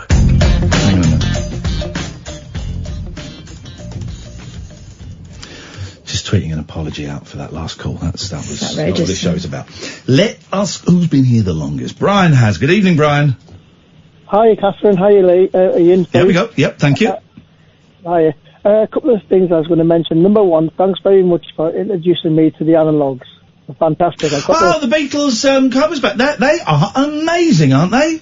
Yeah, I got the Abbey Road Relived. I've also got the Sgt. Pepper's album. Beautiful. And the Magical Mystery Tour. So they're fantastic. They really are. Brian, keep listening, because if they ever announce any more shows over here, we're going to plug them and hopefully get them in. And I thoroughly recommend you go and see them. Yeah, incredible. Yeah. Right, my next point is, my nana was telling me the other day, I don't know whether you agree with this or not. I hope this isn't about your nana's genital. Oh no, this is about the Beach Boys. Okay. She was saying that the Beach Boys ripped off the sound of Jan and Dean. Who were the original California sound, beach sound band. No. They ripped off the sound of Chuck Berry and the Four Freshmen. They were friends with Jan and Dean, and Brian Wilson wrote the only Surfing #1 song, Surf City, and gave it to them, and they were good friends. But no, they didn't rip off Jan and Dean. It could be argued that Jan and Dean ripped them off. Oh, right, well, that's me that I told them. Yep. And just before I go, Christmas, we normally play bingo in that with the kids and that. Perfect. And we have Malteser fights, throw Maltesers at each other. Do you have Maltesers in a cardboard box? Yeah, we only big ones, and we end up getting them at the box and just chucking them at each other. I mean, that's like Malteser fights, throwing them at each other. The best Maltesers are the ones in the box, and I read about this. They actually are a deluxe Malteser. Oh, bit of bingo. Bit of bingo might work. My kids would be into a bit of bingo. Yeah, get a bingo machine. They're quite cheap. I mean, you have a daft laugh of a couple of bingo, bingo, what call them again? Bingo books. Yeah, and just get some daft markers and have a daft laugh. Do you know what? The kids doing that. I'm going to have a little look for look, there's a bingo set for £8. I might get a little bit of bingo going on Christmas. That might be fun. What do you reckon, Kath? Bingo's always a laugh, isn't it? A couple of hands of that. All right, nice one, Brian. Thank you for that. Cheers. Nice one, mate. There we go. I think I might have a little look at bingo tomorrow. My boys would love a bit of bingo. 0344 499 1000. You were about to say something, my dear? No, I was just thinking about Maltesers. Okay. Lewis, let me just try it. You sounded like Morse then. Lewis. That was the joke. Hello. The joke. Hello, Lewis. I can hear you now. How are you doing? Awesome. Hey, I'm good. How are you? I'm all right, Lewis. I'm hungry, actually. I wish we still had a chocolate machine in this building. I fancy a chocolate. I'm not having a McDonald's on the way home because I've had too many McDonald's and they don't taste nice anymore. I haven't got any butter. Balls. I'm going to have to get some butter on the way home. Anyway, Lewis, no, you didn't need to know any of that. That was private. What can I do for you? Well, I just had a fry up, so that was really good. Oh, you absolute... Why would he come on and tell me that, Catherine? Did you have a fried slice? No, good. Toasted bread. Okay, well, you tried to keep it healthy, right? You wimped out. You wimped out of the fry up. Okay. What you got for us, Lewis? I met an old friend today. Yes. And it was totally awesome because we both like toys. Yeah. And it's like, oh my god, I've never met anybody that's really into it before and everything. Yeah. And I just kind of like, oh man, it's like, it really sort of, like, I don't know, man, my heart's beating really quick, you know? And I went to ring in, and because the last time I called in, it was a bit like, depressed and whatever, and I just went to ring in and say, everything's great, and... So you met someone who was into toys? Yeah. What? This was a child? An adult? Yeah. What toys are they into? Oh my god, it's a company called Nick. I called a few weeks ago and I was talking about how I was talking about toys and like you said on the radio, blah blah, and I put them all away. And shit. Oh, well, you're the guy that got rid of his action figures because of me. Yeah. Yeah. Why did I read online that you've said that to other radio presenters? Did you? Yeah. I read on a forum. What forum? An internet forum that you have said to other radio presenters. I've never. You're the only radio. That you've got rid of your action figures because of what they said. Really? Yeah. Well, someone's copying me then. What does that mean? Well, you're the only radio presenter I've ever called. Okay. Shall I read you the post? Yeah, please do that. Let me find the post. I don't know if it. I don't know. I can't tell if something's true or not. Yeah. Here we go.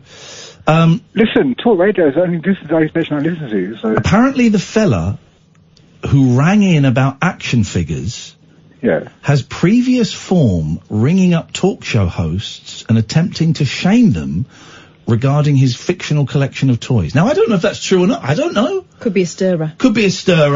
Who posted that? Someone called I Hate Nonces, but Nonces was spelled incorrectly. You're joking. Nonses. I Hate Nonces. All right. Oh. Okay. Do you know any other radio presenters that have like heard of me cooking them? That's weird. Like, okay. I'm honestly. So did you get rid of all your action figures? Yeah. Because of me. Not directly because of you. Oh.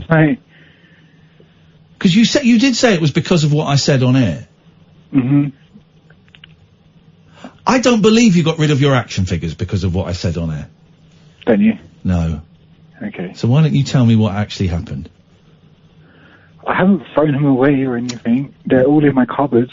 Right. I've taken them all down and put them away. Right, okay. Because you told me you got rid of them because of what I said, and that's a bit of a shit bomb to throw at someone. No, I didn't say that, man. You said, what, did you get rid of them because of me? And I said yes.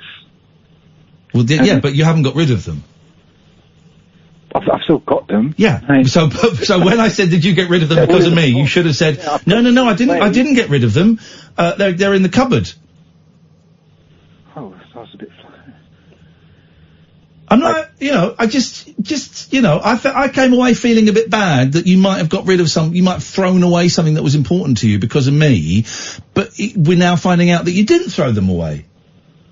I've put them all away. Which is different, isn't it, from getting rid of? It's the same, mate.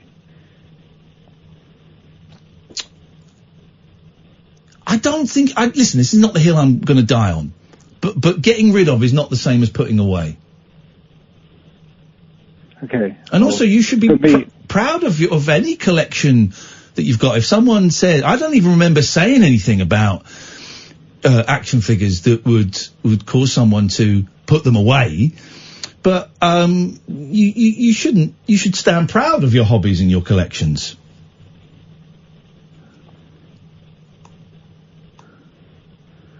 What? This is... So, hang on. Someone has gone online and said that I've been ringing up radio stations saying the same thing. That may or may not be true. Maybe that's not true.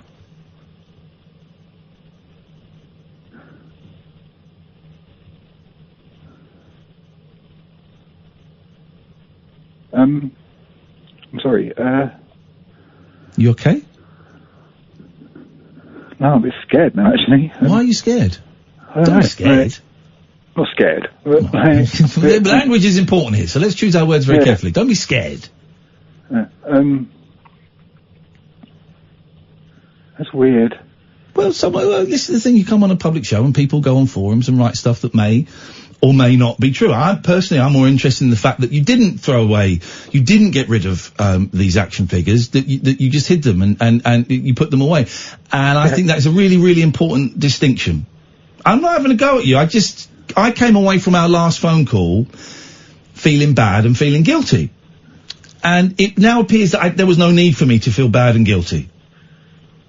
Well, no, there wasn't. Of course not. Okay. All right. So who was this? I think it is.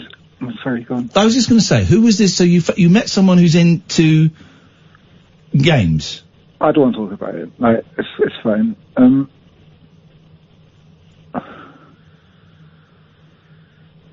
Are you okay? Yeah. Let's not be upset about this. I don't want to. I'm not upset. I'm cool. I don't know what to say. Well, you don't have to say anything. Listen, man, you don't have to say anything. I don't want to have a go at you. I just felt that the last conversation ended badly. It looks like this one's going to end badly as well. And I don't want it to end badly. I want us to end with a metaphorical handshake. So don't worry, don't read too much into the thing on the forum. It's quite possibly someone, just messing around. Now we've established what happened to the action figures, that they weren't thrown away, so I don't feel bad as I did before. So I guess we're kind of on an equal footing now. I mean, I don't want you to go sad, because that's not what this show is about. No, it's not. It's not. No. So how do we get you back into the happy place? There's no.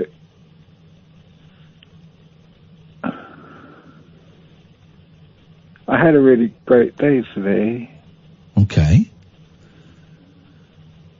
Well, what was so great about it? I met a friend that I hadn't seen in a while. Yeah. And we hung out. Beautiful. And like, she remembered me from when I was like a punk and stuff. A punk? And you don't sound old enough to have been a punk. We used to mess about and things. It was cool, man. Yeah. And it kind of sort of like, and then like, she was into the same sort of stuff that I was into. And I was like, oh my God, like, you know, and it's so good, that connection and everything. Yeah. It was like, it's really cool, you know. Yeah. And so I dug through all my boxes and everything, and I got my action figures back out again. And good, because she keeps hers all in her boxes and everything. Yeah. Like, you know, unlike me, I have to rip them open. And I had one, and you know, it was really nice to sort of, you know, just to meet somebody else that was into the same sort of thing. Yeah, of course it is. It's always nice to when you feel that you are on the fringe of something, to meet someone who gets what you do with the same excitement that you have. That's a cool thing. Yeah. It's a good feeling. It is. It's really cool. Yeah. So are you seeing her again?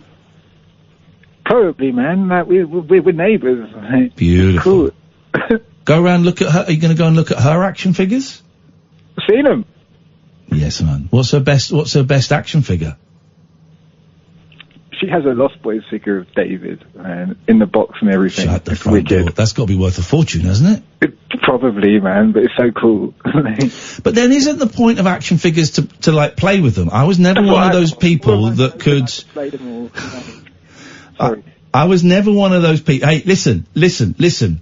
I'm about to tell you that there is a big star listening to this phone call right now, Lewis, who also collects action figures, and he's just sent me a picture of a tiny percentage of his action figures. Yeah. Do you know Shane Ritchie? Of course I do, man. Shane Ritchie has just tweeted me. Run the risk. Yeah, run the risk, yeah. Shane Ritchie has just tweeted me, Iain Lee, I've got your callers back. Ooh. And he sent me are you on Twitter, Lewis? No, I'm not. Right, he sent me the most amazing pictures. I can see Bruce Lee. I can see Shane Ritchie's Beetlejuice. I can Is see. it NECA? Is it NECA? I'm sorry. Is it what? There's a company called NECA, N-E-C-A, and they make the best action figures. I don't know. He's got. I can see Captain Kirk. I can see Iron Man. Lone Ranger and Tonto. Lone Ranger. I can see Freddy Krueger. I had the Freddy Krueger. He's got a Freddy Krueger. He's got he's got a whole Planet of the Apes display. It sounds like NECA, man. It sounds like Yeah. Got a load of Captain Scarlet stuff. Yeah. So I've got a Robocop, an Ed 209. It's fully electronic. There you I've got go, a yellow power loader thing from Aliens. But he's got all of his. I could see Michael Myers. He's got most of his out of his box because he likes to play. Yeah, so have I, man. It's the way it should be. Yeah, man. Mine is like, well, they're not anymore. I might. You can't put them back in the box once you've opened the box, Lewis. No, they're all in a big cardboard box at the bottom. Hey, listen, man. I'm sorry if you felt that I was mocking your collection. I don't remember doing that in a previous call. It was years ago, man. Okay, well, years ago maybe I would have, because years ago I was a different person. Now I think it's brilliant, and I respect it. And you know, you see the stuff I collect. You know, I'm a different guy to when perhaps we spoke before, right? Mm-hmm. So I'm going to retweet this picture from Shane because it's pretty amazing. Cool. And are we cool, Lewis? Yeah, man, I hope so. I know so. I love you. I love you, brother. Man. I want to hug you. I want to see your action figures. Hey, listen, man, it's nice to talk to you, Lewis. I'm glad we worked a few things out, and I look forward to your next call. All right? Wicked, man. Thank you, man. Take care. Have a good night. Bye. There we go. You know, posts on forums quite often made up, and that one quite possibly was made. I got a little bit weird in there. Mm-hmm. Got a little bit weird, but I think we turned it around, didn't we? I don't want anyone to feel worse at the end of a call than they do at the beginning of a call. I don't want that. This is where my head is. I can't remember why it got weird in there. I can't really remember, but I'm glad we sorted it out. Shane, thank you very much for that picture. That was beautiful to see, and actually it was very, very helpful then. So I appreciate it. I'm going to retweet that because Shane, we're not going to get to see your. Oh, hang on a minute. He says this. What's this? Oh, it has an amazing ceiling. Yeah, look at his ceiling. Look at that. It's all Planet of the Apes comics and stuff. Unbelievable. I don't think that wall is real brick, though. We're not going to get to see your entertainer. Just not been able to make it work, unfortunately. So. What he's saying is, could you do a private show? Come and perform for us, for me and Kath, for £25. Come on the show, Shane. Stop waving your little willy in our faces and teasing us. I wanted to sign my best birthday present, which was Shane Ritchie's Rags to Riches. Yeah, it's good, that book. But I'm really sorry we couldn't get to see it. I genuinely really, really wanted to, and then, you know, life gets in the way. But it's had some amazing reviews. Here's the thing, right? He's a really good actor. I saw him in, everybody's talking about Jamie. He was brilliant. He's brilliant. And it's that thing, isn't it? You pigeonhole people. This is what we do in this country, I think, more than anywhere else. You pigeonhole people because, run the risk. Run the risk. But you pigeonhole people in the kind of the first thing you see, or the most, or the longest thing that they do, or the most successful thing they do. And then you kind of, when they try and do something else, like a serious play like The Entertainer, you go, well, it's only Alfie Moon doing it. You go, yeah, but you got to give. That play is written for him. Alfie Moon is one of the best love soap characters there are. It's iconic. Although he was a scumbag last time I watched. I think it was last Christmas. He was a scumbag. Yeah, absolute a-hole. But also, The Entertainer is kind of written for, with respect, an aging. You know, former red coat, blue coat, whatever it was he was. It's that thing. So Shane obviously has to apply a lot of makeup, aging makeup. That thing.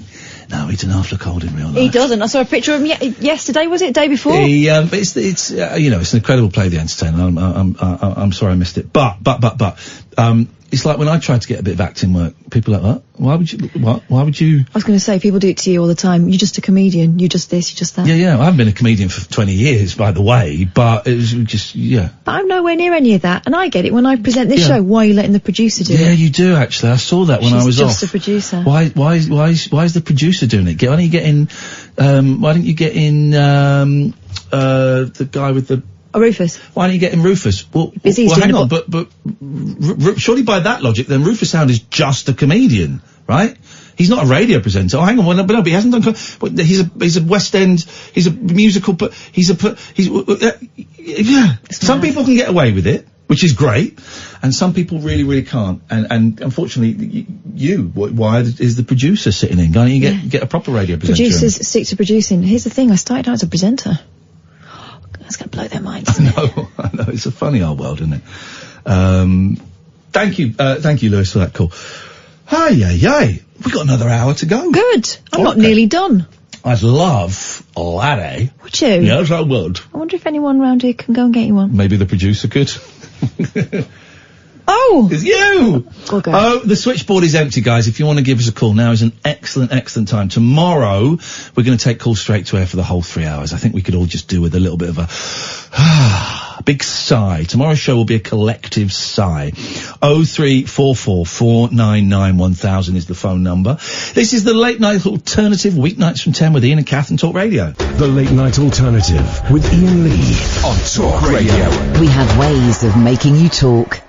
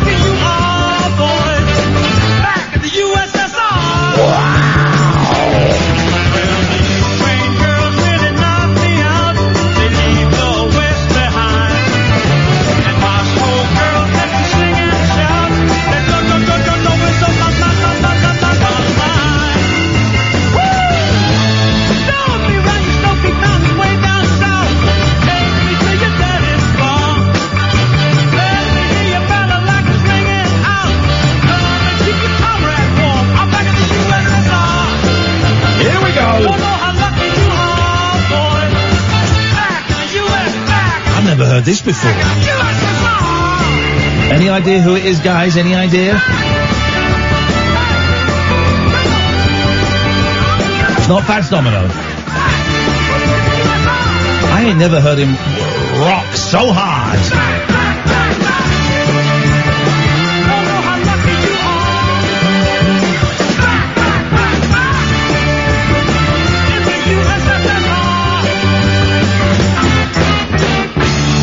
Please welcome to the stage, Mr. Chubby Checker. That's great, isn't it? That's an incredible version. I played some Bad Beatles versions in a bit. I was very, very bored before the show, having done all of my prep. And so I was looking for some Bad Beatles versions. We'll play some in a bit. 0344 499 1000 is the telephone number. What have we talked about? Talked about grief, talked about pets, we've talked about action figures. Romantic rings. We've talked about a lot of stuff tonight. Let's see what Robin's called in for. Good evening, Robin. Hiya, Ian. Hiya, Catherine. Hey, Robin. I'm really calling just for some advice or suggestions for doing a community radio show. Okay, well, you've come to exactly the right place, as we are both hopeless, so we can tell you exactly what not to do. Sorry, because I'm currently presenting a radio show on a community station here in Cardiff. Yes. I just feel like it's a bit hard for me to find content rather than playing non-stop music, which is great, but this doesn't make much sense. So I'm calling to see if you have any suggestion for me. Hang on a minute, Robin. You want us to do your job for you in coming up with content? Do you know how much I charge? Sorry. £10,000 consultancy fee for Boyle and Lee radio. I'm joking. So what? So it's are you do you have to play a certain amount of music, or do you have the freedom to do whatever you want to do? Yes, actually, I have the freedom to do anything I want to. It's a breakfast show, but other breakfast show on the station usually play the non-stop music. Oh, screw that. Boring. Boring. I feel like breakfast show should be like with some news content, some chat, some interviews. But it's really hard for me. Like I'm new to the UK, so it's really hard for me to find someone to talk to. I try, but I can't really get content information every single time on there. So what? So you want to do like you want to go serious and do newsy stuff? I want to do a mixture of news and some music. Not the non-stop music, that kind of thing. Yeah, that non-stop music's a little bit lazy. You just get a robot in to do that. Robin, we've spoken before, and here's the thing, right? You're very bright, and you're very personable. So I like talking to you. So that means I like listening to you. So that's the hardest thing out of the way. But also, you have so much experience in terms of where exactly did you grow up? In China. I came to the UK 2 months ago. No, I know in China. China's quite a big place. Because I only saw River. Whereabouts in China? In eastern part, I grew up in a city called Hefei. Okay. It's around 300 kilometers away from Shanghai. And did you spend your whole life there, or did you kind of travel around China? Did you what I'm trying to get at is you have, I would imagine, for a radio host on a Cardiff radio station, a very, very unique background. Now, I'm not saying do a show about China, right, of course, but you've got experience that you've got different experiences that were invaluable. Here's what I would love to hear. Go on, Boyley. Right? Yes, and maybe you could do some things where you could record things outside the studio and play them on air, right? And then talk about them afterwards. But your perspective of, I don't know, normal Cardiff life, stuff that people from Cardiff would take for granted, but you see as kind of novelty. So, I don't know, I'd like to hear you.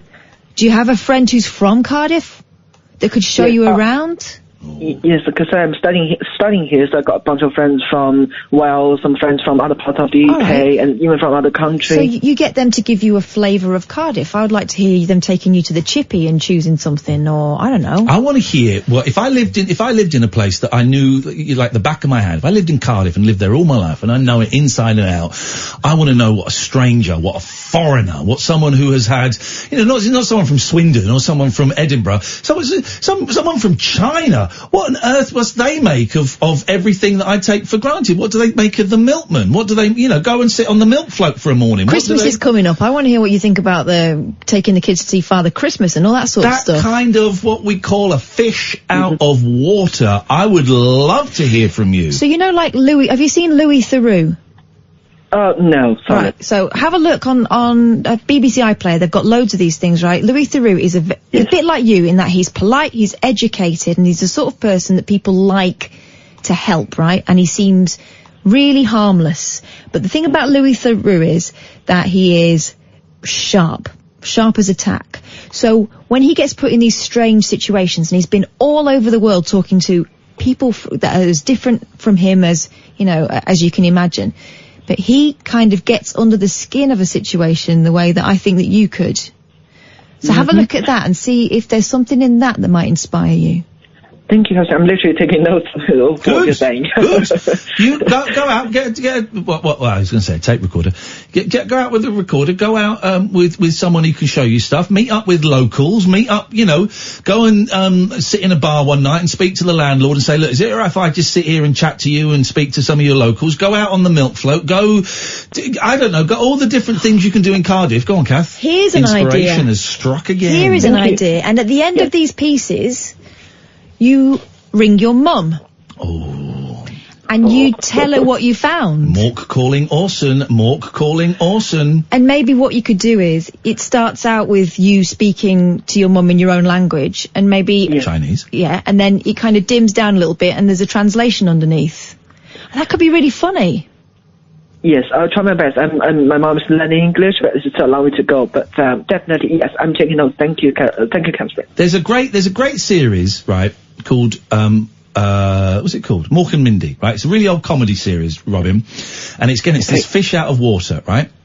And this guy Mork, played by Robin Williams, comes from a different planet. And the story is, the joke is, the point of it is, he doesn't understand Earth's customs, and each week he learns a different thing about being on Earth, like being in love, like working in a record store, whatever. And at the end of the show, Mork calling Orson, he then phones back to the boss of his planet and says, you're never going to believe what they do on Earth. It's incredible. And I think that's the kind of thing you're getting at, Catherine. When you phone up your mum or a cousin or someone at home, who what you have seen would be quite alien to, and you explain it to them. That's a brilliant idea, Boyley. Yes, I'd listen to that, Robin. I'd listen. Thank you, Ian. Thank you, Cap. I want to hear it. Hey, let us know how it goes and maybe send us a little bit of it. Yes, I'm going to do it after finishing this semester, which is around Christmas time, to see if I can get some Vox Pop or similar things on Wicked. Nice one, Robin. Thanks for yeah. So you got Valentine's Day, got all those things. Thanks for asking us. I appreciate the fact that you think we might be worthy. Oh, you're always helpful. Thank you, Robin. Hey, nice to talk to you. Thank you very much indeed. 0344 499 1000. Here's the telephone number if you want to give us a call. Zooming from Miami. So I found some really bad Beatles covers. Do you mind if you indulge me a little bit? I would love to hear them. But I've got a couple of people telling me about Rockwell's cover of a very famous Beatles song. I found that. That was the one that set me off down the rabbit hole. So I'm going to play this, Bolly. You've got to guess. You might have seen it. You've got to guess what song this is. Okay, here we go.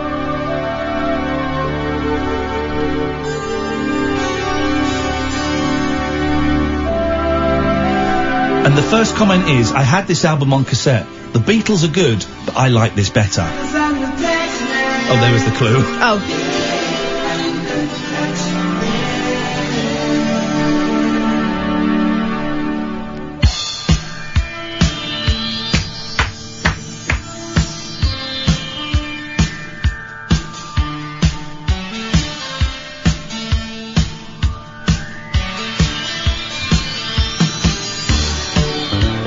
There we go. There's that famous bass line played with a left hand on a crappy keyboard.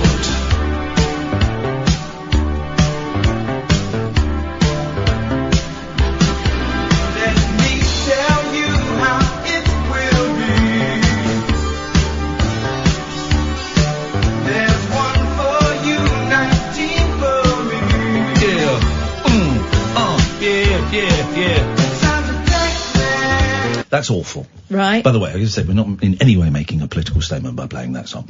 That's just awful. Then I found this. Here we go.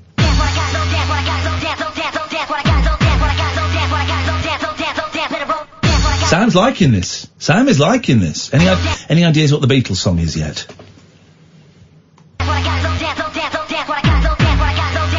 Any ideas? No idea. We'll carry on. This is by DJ Vibes, by the way. I could tell.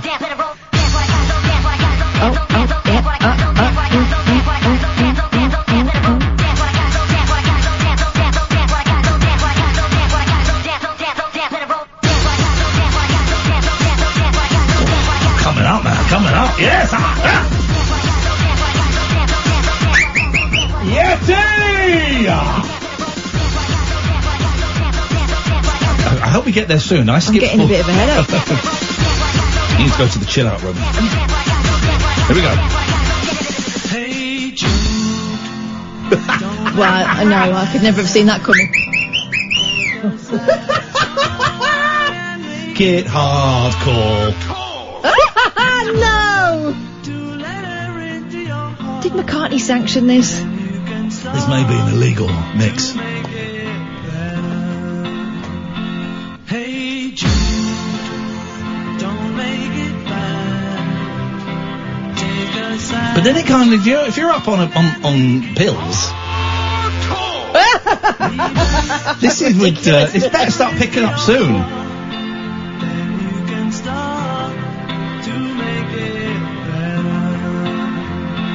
Hey Jude. Oh. When does the beat? Here it comes. It's going to drop. It's going to drop. Hey Jude. Hey Jude. Hey Jude. Hey Jude. Hey Jude. Here we go. Yes, sir. Woo! Yeah. Hey Jude.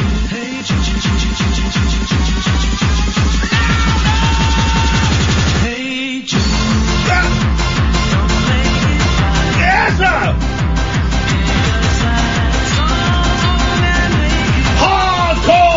This music is what my dad would refer to as Pinocchio knocking one out in a dustbin. What is this you've handed me? That is Los Rollin'. Yeah. I've got it on a compilation album that I got probably in about 1994. Okay. But they don't have the song that I had on my compilation album, which was Obla Di Obla Da. Okay. What they've got is this. Okay, hang on a second. I've got to skip past the old advertisement for a laptop computer.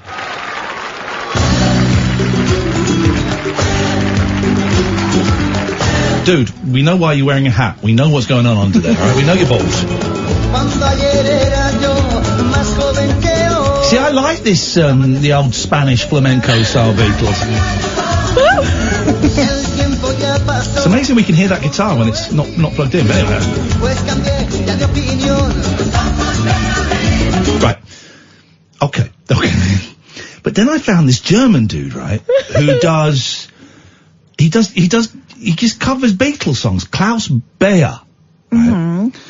And I found a few of these. So this is his version of, this is another Hey Jude. Here we go.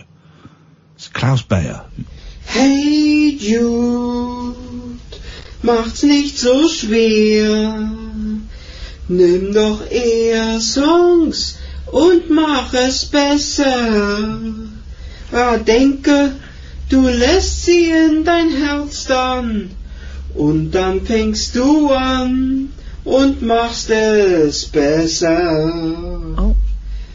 Hey Jude, Clapping. hab keine Angst, wenn Everybody. du bangst, dann geh halt sie fester. Now, is he going to get, does he do the na-nas? Let's go straight to the na-nas.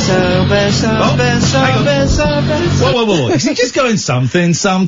What happened there? Now, Sam, as a quarter, you're an eighth German. You enjoying that? Is that your jam? Definitely a bit of me. There we go. Es besser und denke, du lässt sie in deine Haut, dann hast du's getraut und machst es besser. Das ist nicht besser. Okay. Gosh. There's more. Okay, here we go. This is his version of the classic. He puts these on albums, does he? Yeah, here we go. Here's Eleanor Rigby by Klaus Baer.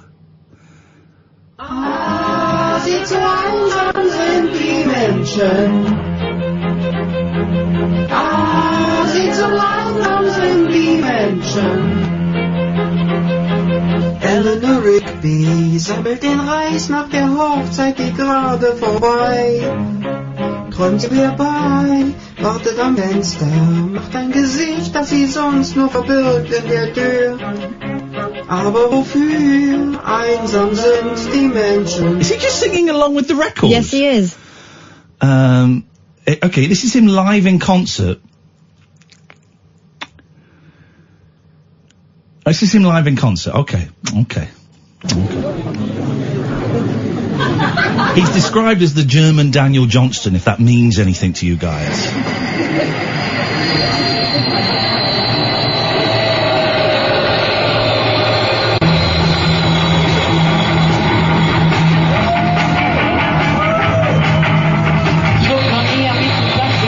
Okay, great. So that's Klaus Bayer. And he does Beatles songs. 03. Did we do the quarter past? We didn't do it! Sam! What's going on? 03444991000. This is Talk Radio. Stimulating nightly emissions guaranteed to open your eyes and your mind. Oh my word. The Late Night Alternative with Iain Lee on Talk Radio. 03444991000. Switchboard is empty. Tomorrow night, all 3 hours straight to air. Sam's going to join us in the studio. We're going to bring some food and some drinks in. And we're just going to, see what happens. Right. Here we go. I'll do a story, and then you do a story, and then we'll All right, let's do stories. I can't be bothered. Fancy going over. Huh? Can Andre not come in early? He's so full of energy. Yes. I don't know if by what the time's he finish? 5 o'clock. I don't know if 4 hours is enough time for him to burn off his exuberance. So if he wants to come in 37 minutes early and try and burn off a little bit more exuberance, I'm going to be honest, I'm not listening by 5 o'clock. I'm asleep, right? If anyone has listened to Andre Walker at the beginning of the show and at the end of the show, is the exuberance the same all the way through, or what goes up must calm down? He can't be as upbeat at 5 o'clock as he is at 1 o'clock. It's not a sustainable lifestyle, is it? It is not. And if he is as upbeat, that man's gonna die at the age of 27, like Jim Morrison in a bath. Oh, okay. That's not a threat, by the way. Relying on public transport to get around means you may need to lower your tolerance of being in close proximity to other humans. I love getting the tube, I love getting the bus, I love getting the train, but not at peak times. I do not like being sandwiched between people's armpits. Unless I know the person. I do take pleasure. I've got a dirty little secret. Oh, God. I do take, if it's a really packed train, and drop in my guts. Oh, my God. That secret is not a secret. I really do. But it is dirty. It's like a sort of low-level terrorist. You know what I mean? It's like a low-level... Chemical weapon. Thank you. That's it. And so I do enjoy doing it. Now, if ISIS just went around dropping their guts, you know what? I'd be annoyed, but I'd be prepared to sit around the table and talk. Okay? But I do that. Here's the thing with you. Hello, Catherine. I've worked with you for what? 5, maybe 6 years now. 6 or 7 years. So long that now I know your farts from anybody else's. That's... Oh, I can tell I can identify my boys. They've both got different smells. It's like when I say, right, who's farted? And my youngest now goes, it wasn't me. And you know, because I always tell you when it is. But I had Patty, the kitten, 12-week-old kitten on my shoulder the other day. She's the sweetest little dot. Beautiful little thing. Tempted to bring him in. She just sat on my well, that's it. She nearly did. She sat on my shoulder and just went. I went, what? You dirty mare! Yeah. Velvet would never have done that. Whether it's being wedged in between two strangers closer than you've been with anyone for a while, or trying not to cry when someone coughs without putting their hands over their mouth, some things just come hand in hand with taking trains. When people cough like this. Oh, disgusting. Just leave their mouth wide open. I hate people. Really hate people. Disgusting. But one man has pushed the patience of his fellow commuters to the limit by deciding to transform the train station platform into his personal bathroom. It's not quite as bad as that. A photo posted online shows a man happily brushing his teeth as he waits for the tube in London before spitting out the contents of his mouth onto the floor in front of him. That is out of order. Twitter user Melissa Therms uploaded the snap with the caption, disgusting behaviour at Euston Station this morning. Packed platform, and this man starts brushing his teeth and spits repeatedly on the platform. Now, here's a jungle secret. Stanley Johnson, who is a disgusting man, in that every step he takes, literally every step, I remember we won... I'm amazed he lasted so long on Hunted. But he's deaf, he can't hear anything. right? So I remember one. I don't quite remember how, but the men won a slap up. I ate so well in that jungle. I ate so well. I had the best meals I've had, constantly. That pig's fanny, huh? But we, pig's fanny, yeah.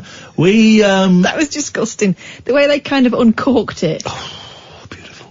No, bug smoothies or anything this year. No, I know. Bow to pressure, pussies. None of those either.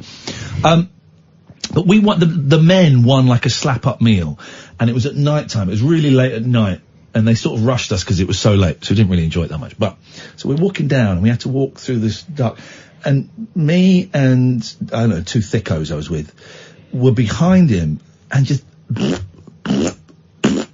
literally every step. It's not an exaggeration. And it was me, Dennis, Amir, and I can't remember the other guy's name, Jamie.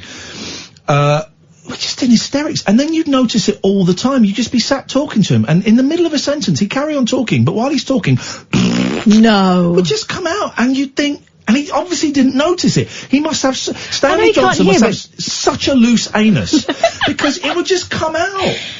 And he wouldn't feel it.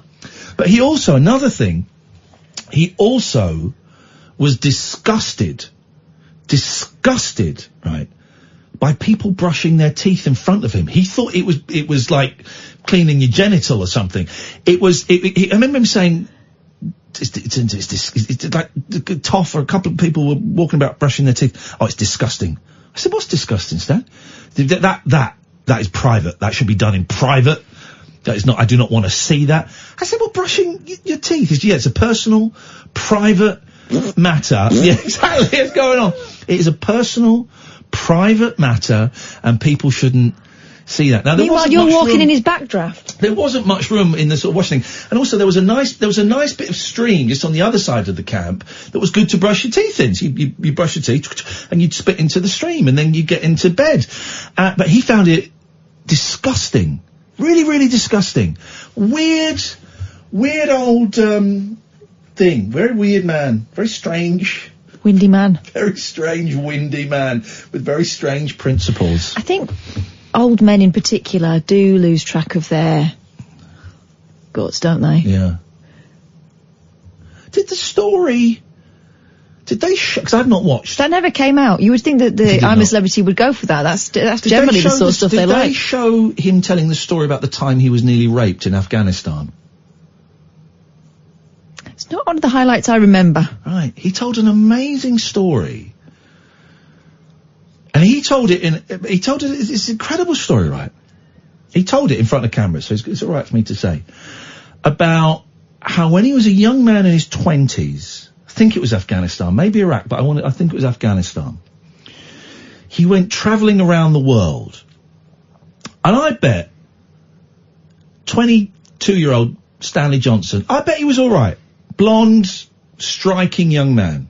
Tall, certainly tall and very blonde. Is he tall? Yeah. I Yeah, didn't he's tall realise man. that. And he was in Afghanistan. I can't quite remember the full details.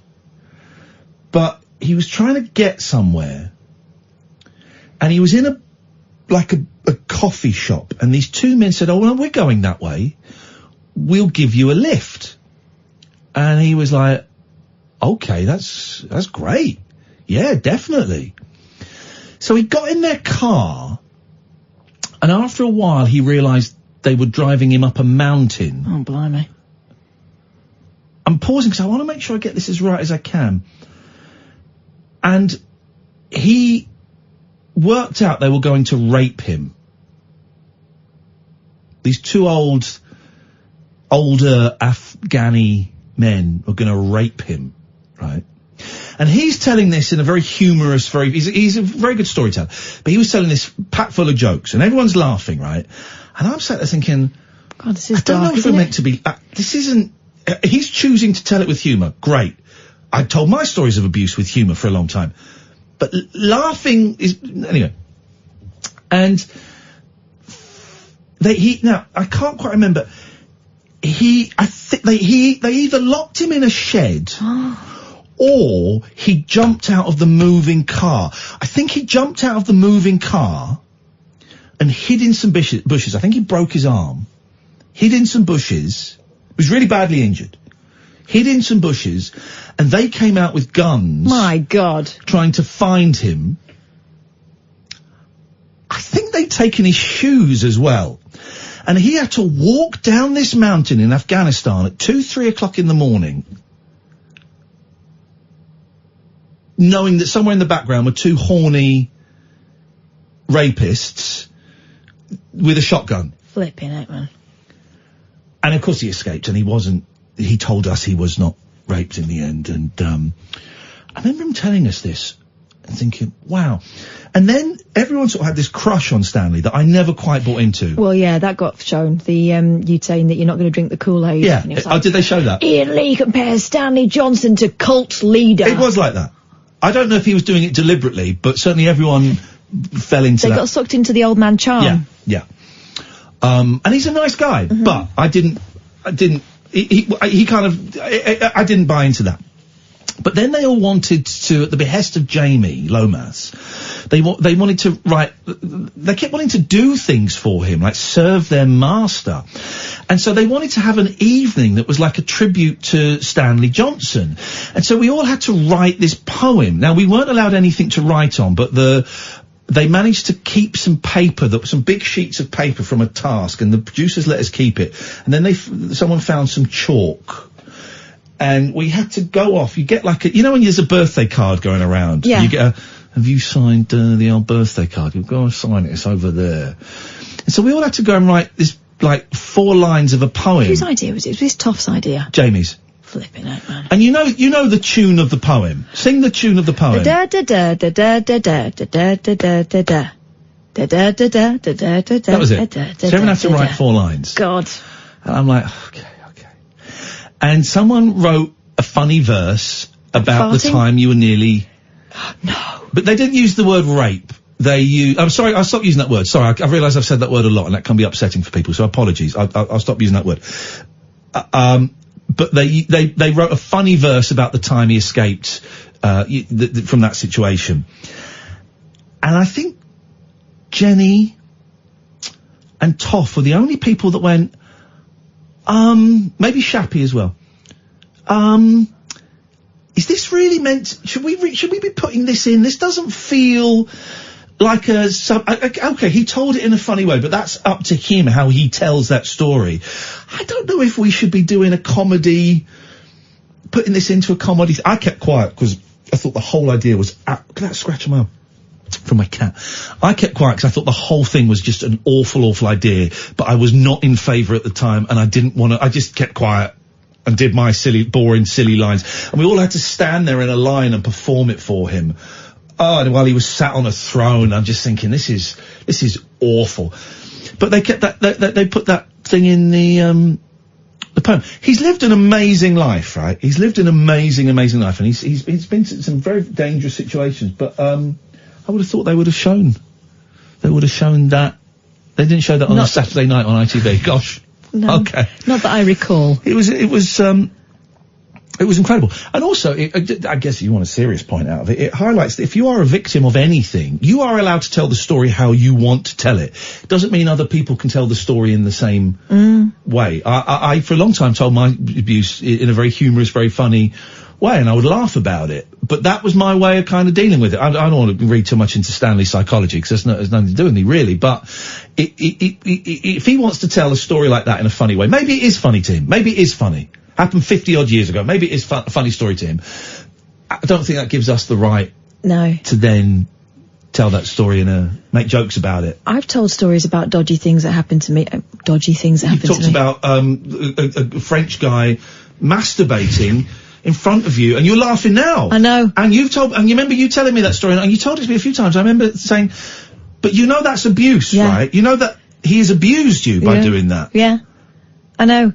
But the way to express it in what I thought was acceptable to other people was to couch it in, God, what a weirdo. But actually it was horrific. Yeah. And that's okay. You can tell it any way you want, and I can't judge you for it. But it was only years later. Yeah. There's been other things, like the guy that followed me home and tried to push me in the flat. Well, when you told me that, I couldn't believe that's horrific. Yeah. Push you in the flat, and how did you get out of that? I managed to shove him out the door, but That I saw as oh God, that was a weird thing that happened. Well, And that's the story I told. There's a guy that assaulted you and quite possibly nearly sexually assaulted you as well. Yeah, and there's been a couple of things like that. But it's only kind of as you get further away from it that you feel, I think sometimes, or I felt not brave enough. I felt able to address how serious it could have been. Yeah. Because when it first happens, I think the way to deal with it is to minimise it. Yeah. Yeah, of course. God, in that a strange way of dealing with it. There is something. This is going to. There is something. I was going to say there's something humorous. No, there is something there's something pathetic about a man masturbating in front of a woman on a train. That's it, not humorous. That's the word. There's something pathetic about that, which I think lends itself to kind of almost the pointing and the laughing thing, right? But the most shocking thing to me about that incident was that no one else said anything, and other people noticed. Well, I told you about when I was 16 and I was 15 or 16 and I was in London with my friend Malcolm and we'd come to see Transvision Vamp and there was a train strike and so we had to get home at a certain point and we'd had a couple of beers and there were these two men in their 40s, 50s started chatting us up on a train, on an underground station, and I was kind of, he wasn't chatting us up to start with, he was just kind of talking sort of drunken nonsense and I was sort of winding him up a little bit, as I do now with some of the callers. Yeah. And then it got very overtly sexual very quickly. He talked about how he wanted to film me having sex with a pig. Oh my God. He said, and this is the funny bit, he said, ABBA, that's how ABBA got famous. And all right. He said, oh, well, you got a beautiful young man, I want to film you. He didn't say, well, I was like, all right. And then I think he started talking about, do I like giving blowjobs and stuff? And I was like, whoa, all right. And the tube came and there weren't many tubes, so we had to get this. And we jumped on one, and he jumped on with his mate, the same entrance. So we jumped off and ran down and jumped on, and he followed us. And then he walked down the train. And I was 15, but I was tall, so I looked older. And he started touching me up. Started groping me on the train. I was terrified. I summoned up all my energy. It was a packed train. I summoned all my strength and courage, and I shouted at him, if you touch me again, I'm gonna effing smash you in the face. I'm shaking with fear. And his response was very drunk. I remember it slurring. I'm ever so sorry for touching you in such a sensual way. God. And no one said anything, man. No one said anything. And we got off at the next stop, and me and my friend ran off, and then we had to get a cab, and awful. I can feel it in my chest now. And no one said anything. And I can't imagine being in a situation where someone says something like that, I mean, at the very least, not standing up and using my height as a weapon and just going, is everything all right? I can't imagine not doing that. Maybe it's because that happened to me and I was on the receiving end of it. But so the point of what you were, so don't take the attention off you to me, but the point of you saying that happened on a train and no one said anything, it doesn't surprise me. Yeah. Doesn't surprise me. Unfortunately. There's a bloke sitting there with his kid right next to it. But then I suppose he's horrified that this is happening in front of his little girl. You can cite loads of psychological studies of group think. Yeah, doesn't it take one person to step up and then... It takes one person to break the dam and then nearly everyone will kind of get involved. The thing is, I've also been in situations where things have started to happen and I've just frozen. I get it. Yeah. Maybe it's different being a woman on your own. Actually, the older I get, the braver I get, I think. Because I'm becoming that old woman who don't give a toss. I call people out a lot. I remember a few years ago, my eldest was in a buggy and there were some kids at the bus stop in Muswell Hill, a nice area, smoking weed. And I called them out for it. I said, guys, come on, man. I got a baby here. You can't do that here. Well, a few years ago, it tends to be... I'm quite confident speaking to drug people because of my history. There were some kids sniffing lighter fluid in Windsor. And the kids were with my wife. And I said, you guys go on, I'm just going to have a quick chat with these. And I went, guys, come on, man, right? My kid could have seen that. First of all, that stuff you're sniffing is shit. You don't want to do that, but if you're going to do it, please try and find somewhere that my kids can't see it. But also, if you're going to do drugs, don't do that. That's not a drug. Yeah. That's going to fry your brain. Anyway, so drug people, I'm quite happy to go up and say, come on, man, there's got to be something better than that today. I think I'm all right with people who are, who I could be their mother. People swearing in the street, I can, in front of my kids, I'll say something. Oh, I'll call people out for swearing. Yeah. We went to the park when my kids were really little, and me and my mum, we'd been over there, and we had to tidy it up so that we could use the swings, because it was on a weekend. It was probably after a Friday night, and the bigger kids go down there and there's a supermarket opposite, so they buy everything. Loads of bottles and all sorts. Yeah. So we just tidied it up, and then this group of girls came, and they're all sitting around in a circle. And do you know what? I get it. I get how you can get a bit sweary and loud with your friends because you forget yourself. Yeah, of course. Especially, I think, kids these days, because they don't get let out. Yeah. Until they're like 14, 15. They're playing inside their back gardens or going to each other's houses because parents are so worried, and I think sometimes justifiably, about letting their kids play in the street. My street is so full of cars, you couldn't play the way we used to in the street. Although I do try and let my kids do that. But so they're not used to it. They're not used to sort of rubbing alongside the rest of society and knowing what's appropriate, behaviour sometimes. And you get carried away and daft and stuff. So I get it. These girls were sitting in a circle and they just were starting to throw litter over their shoulders. And so I really quietly went up and I said, listen, you are going to pick this up, aren't you? Because I've just spent half an hour doing this so I can tidy up for the kids. And I know that you wouldn't want that. And they were like, oh, I'm really sorry. And I think they had just forgotten themselves. And you do, and you show off in front of your mates, don't you? No. But I'm not frightened of that kind of stuff. But the other end of things, like that time on the subway in New York, when that guy started on you, that was awful. That was terrifying. And we was on our way to see Imani Coppola, and she said, why would you make eye contact with a schizo guy? And what she meant by that was, she may have actually said schizophrenic, I'm not sure, but of course she did, didn't she? Of course, in America, you've got to pay for your healthcare, so there are loads of very seriously mentally ill people just riding the trains, walking the streets, people who could potentially be psychotic. But this guy was walking up and down the carriage, challenging people to look him in the eye and stuff, wasn't he? And I did the whole hippie, hey, I'll talk to you, brother. Of course I'll talk to you.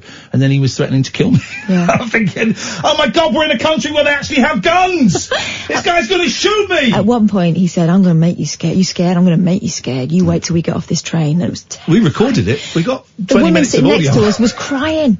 She was, wasn't she? Yeah, she was. That was awful. Unpleasant. That was unpleasant. Again, completely silent carriage. Yeah. And this is New Yorkers. Yeah. I hadn't made the connection about mentally ill people. And they had obviously made the connection about guns and knives that I had failed to.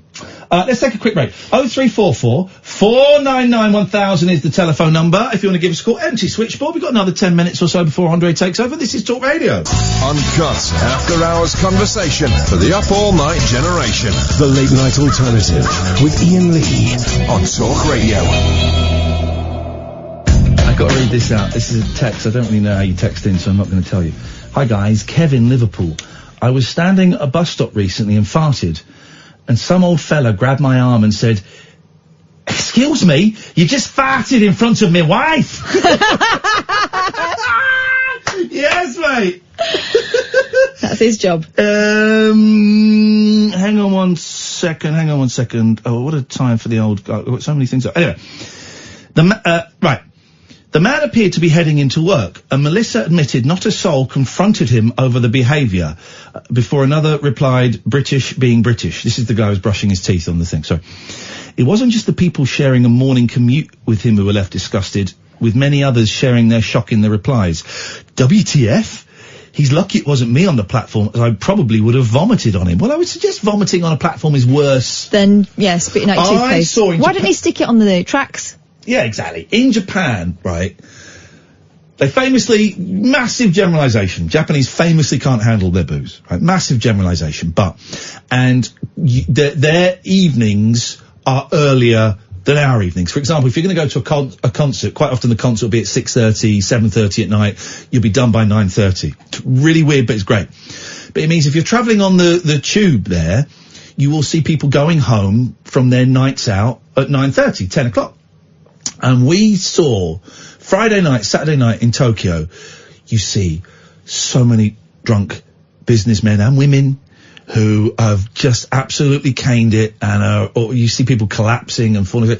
And we saw a couple of people, separate times, throwing up. One of them was on the tube that we were on, about 10, the other end of the carriage.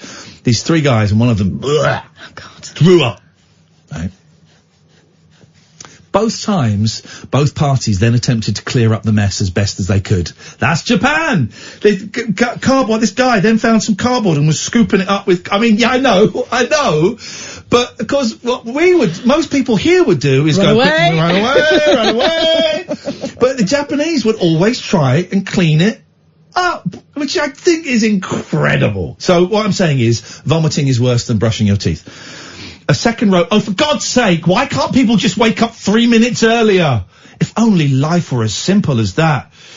Another replied, he's glad he didn't run into someone like me, because I would have had to tell him about his dirty self. No, you wouldn't.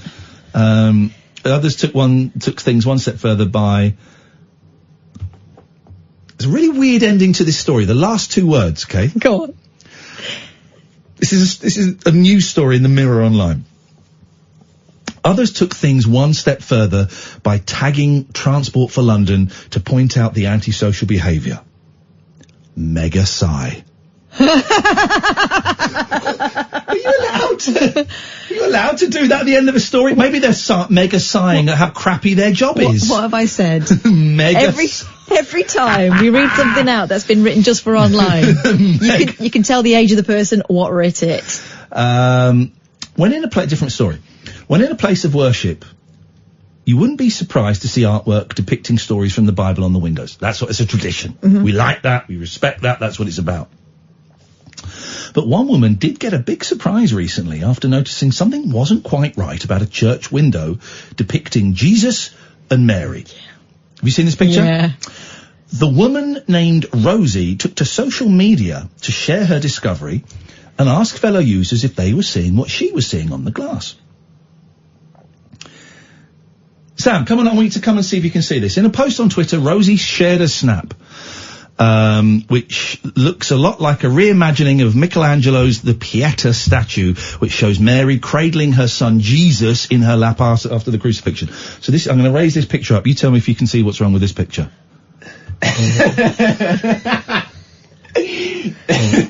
Yeah, it looks like she's holding his gentleman sausage. Jesus' gentleman sausage. The way they've done the shading on the window with the outline of the shadow. It's a weird old thing. It looks like she's holding Jesus. Are we even allowed to say Jesus' penis is? Oh gosh. She captioned the tweet, what exactly is Mary holding? I wonder if I might be able to retweet it, actually, if that's embedded in the story. Her confusion is caused by a rather unfortunate design error the artist made when adding colour to Jesus' leg. Yeah. If I can I think I can. I mean, how many people does it go through before a design becomes... But Jesus' penis is. There we go. I'm going to retweet it. I'm retweeting it now, guys, if you want to have a little look at it. But surely someone's looked at this before it's gone up, so to speak. I think just end the story there. But mega sigh. Mega sigh. Mega sigh. I've just retweeted it if you want to have a look at the Holy Ghost. 034. I'm not going to give the number out. It's the last few minutes of the show. If you know it, you know it. If you don't know it's too late. Yeah, exactly. What you got, Boyley? Well. Yes. This. Come on, you got it. You can do it. Woman's Tinder date bragged about his finances before having his card declined and asking his dad for money to cover the £100 bill. Okay. Right. A woman has told how a Tinder date bragged about his finances during their expensive dinner, only to have his card declined when paying for the bill. Emma Louise Sanders, 30, of Rainham, Essex, recalled how the man, who was not named, ordered rounds of drinks at an upmarket restaurant at London's Sky Garden, where cocktails start at £13. I'm laughing. It's London. Actually, that's quite cheap. Yeah, despite her insistence that she didn't want any. However, when it came time to pay the £100, the flashy man found himself short. His credit card was declined 3 times, and he was ultimately forced to phone his dad to ask for a bank transfer to cover his costs. Oh, mate. Oh, well. Emma was on Tinder for 2 years before meeting Mr. Right, Danny, in 2016. They now have a son called Callum. She wanted to share her dating horror story to give younger women an insight into the reality of dating apps. Recalling this particular day, Emma told how the man spent the evening boasting about how much money he had and showing off his Apple Watch. It was a really expensive dinner, she continued. I really didn't even want to pay my share as he ordered me drinks even though I said I didn't want them and then drank them himself. This guy sounds like an absolute player. Why didn't they stay together? When his card was declined at the end of the meal, the man told Emma he had a £2,000 limit and even showed her his banking app to prove his point. Gosh. However, she noticed he'd already racked up charges of £1,925 on the card. Desperate for a solution, the man left Emma alone at the restaurant for an hour to withdraw money from an ATM. She continued, I had to stay there with my bank card behind the counter, which only had about £7.50 on it. Because he'd already insisted I wouldn't need any money when he phoned his dad to transfer him some money. The pair parted ways at the end of the meal, but the nightmare didn't end there. During their date, Emma had taken a photo of their meal and tagged him in a Facebook post, only for his long-term girlfriend to see it and message her the following morning. The guy was a compulsive liar, Emma added. She then arranged to meet him again, this time at a What? Careful, because you're about to knock that monitor over you with all your whats. She arranged to meet the man again. Yes. This time at a local restaurant where she knew the staff. She was going to see him again. Is she going to out him, though, as a player? Is that where this story goes? No. When I questioned him, he hung his head low and didn't say much, he said. Emma paid for her meal and made him pay for his after telling him to leave. There you go, yeah, she was confronting him. Okay. Good for her. She sounds like a very, sensible human being. He sounds like a catch, doesn't he? Quick game of Adamant. Microphone's on. Come on, Sam, you're in. I'm going to go first. Adamant. Tanita Tikaram. Michael Jackson. What's the... oh dear. You can start the 5 countdown 5. now. 4. The Nice. Is that a thing? The band called The Nice, yeah. Elastica. Arctic Monkeys. Spice Girls. Back to you. Oh, yeah. Sean Paul. Los Lobos. Shawaddy Waddy. Yellow. Orchestral Manoeuvres in the Dark. Kiss. Seal. Lisa Loeb. The Beach Boys. Back on it. The S's. There's not that many S's. 5. Sam Smith. 5. 4. Pow.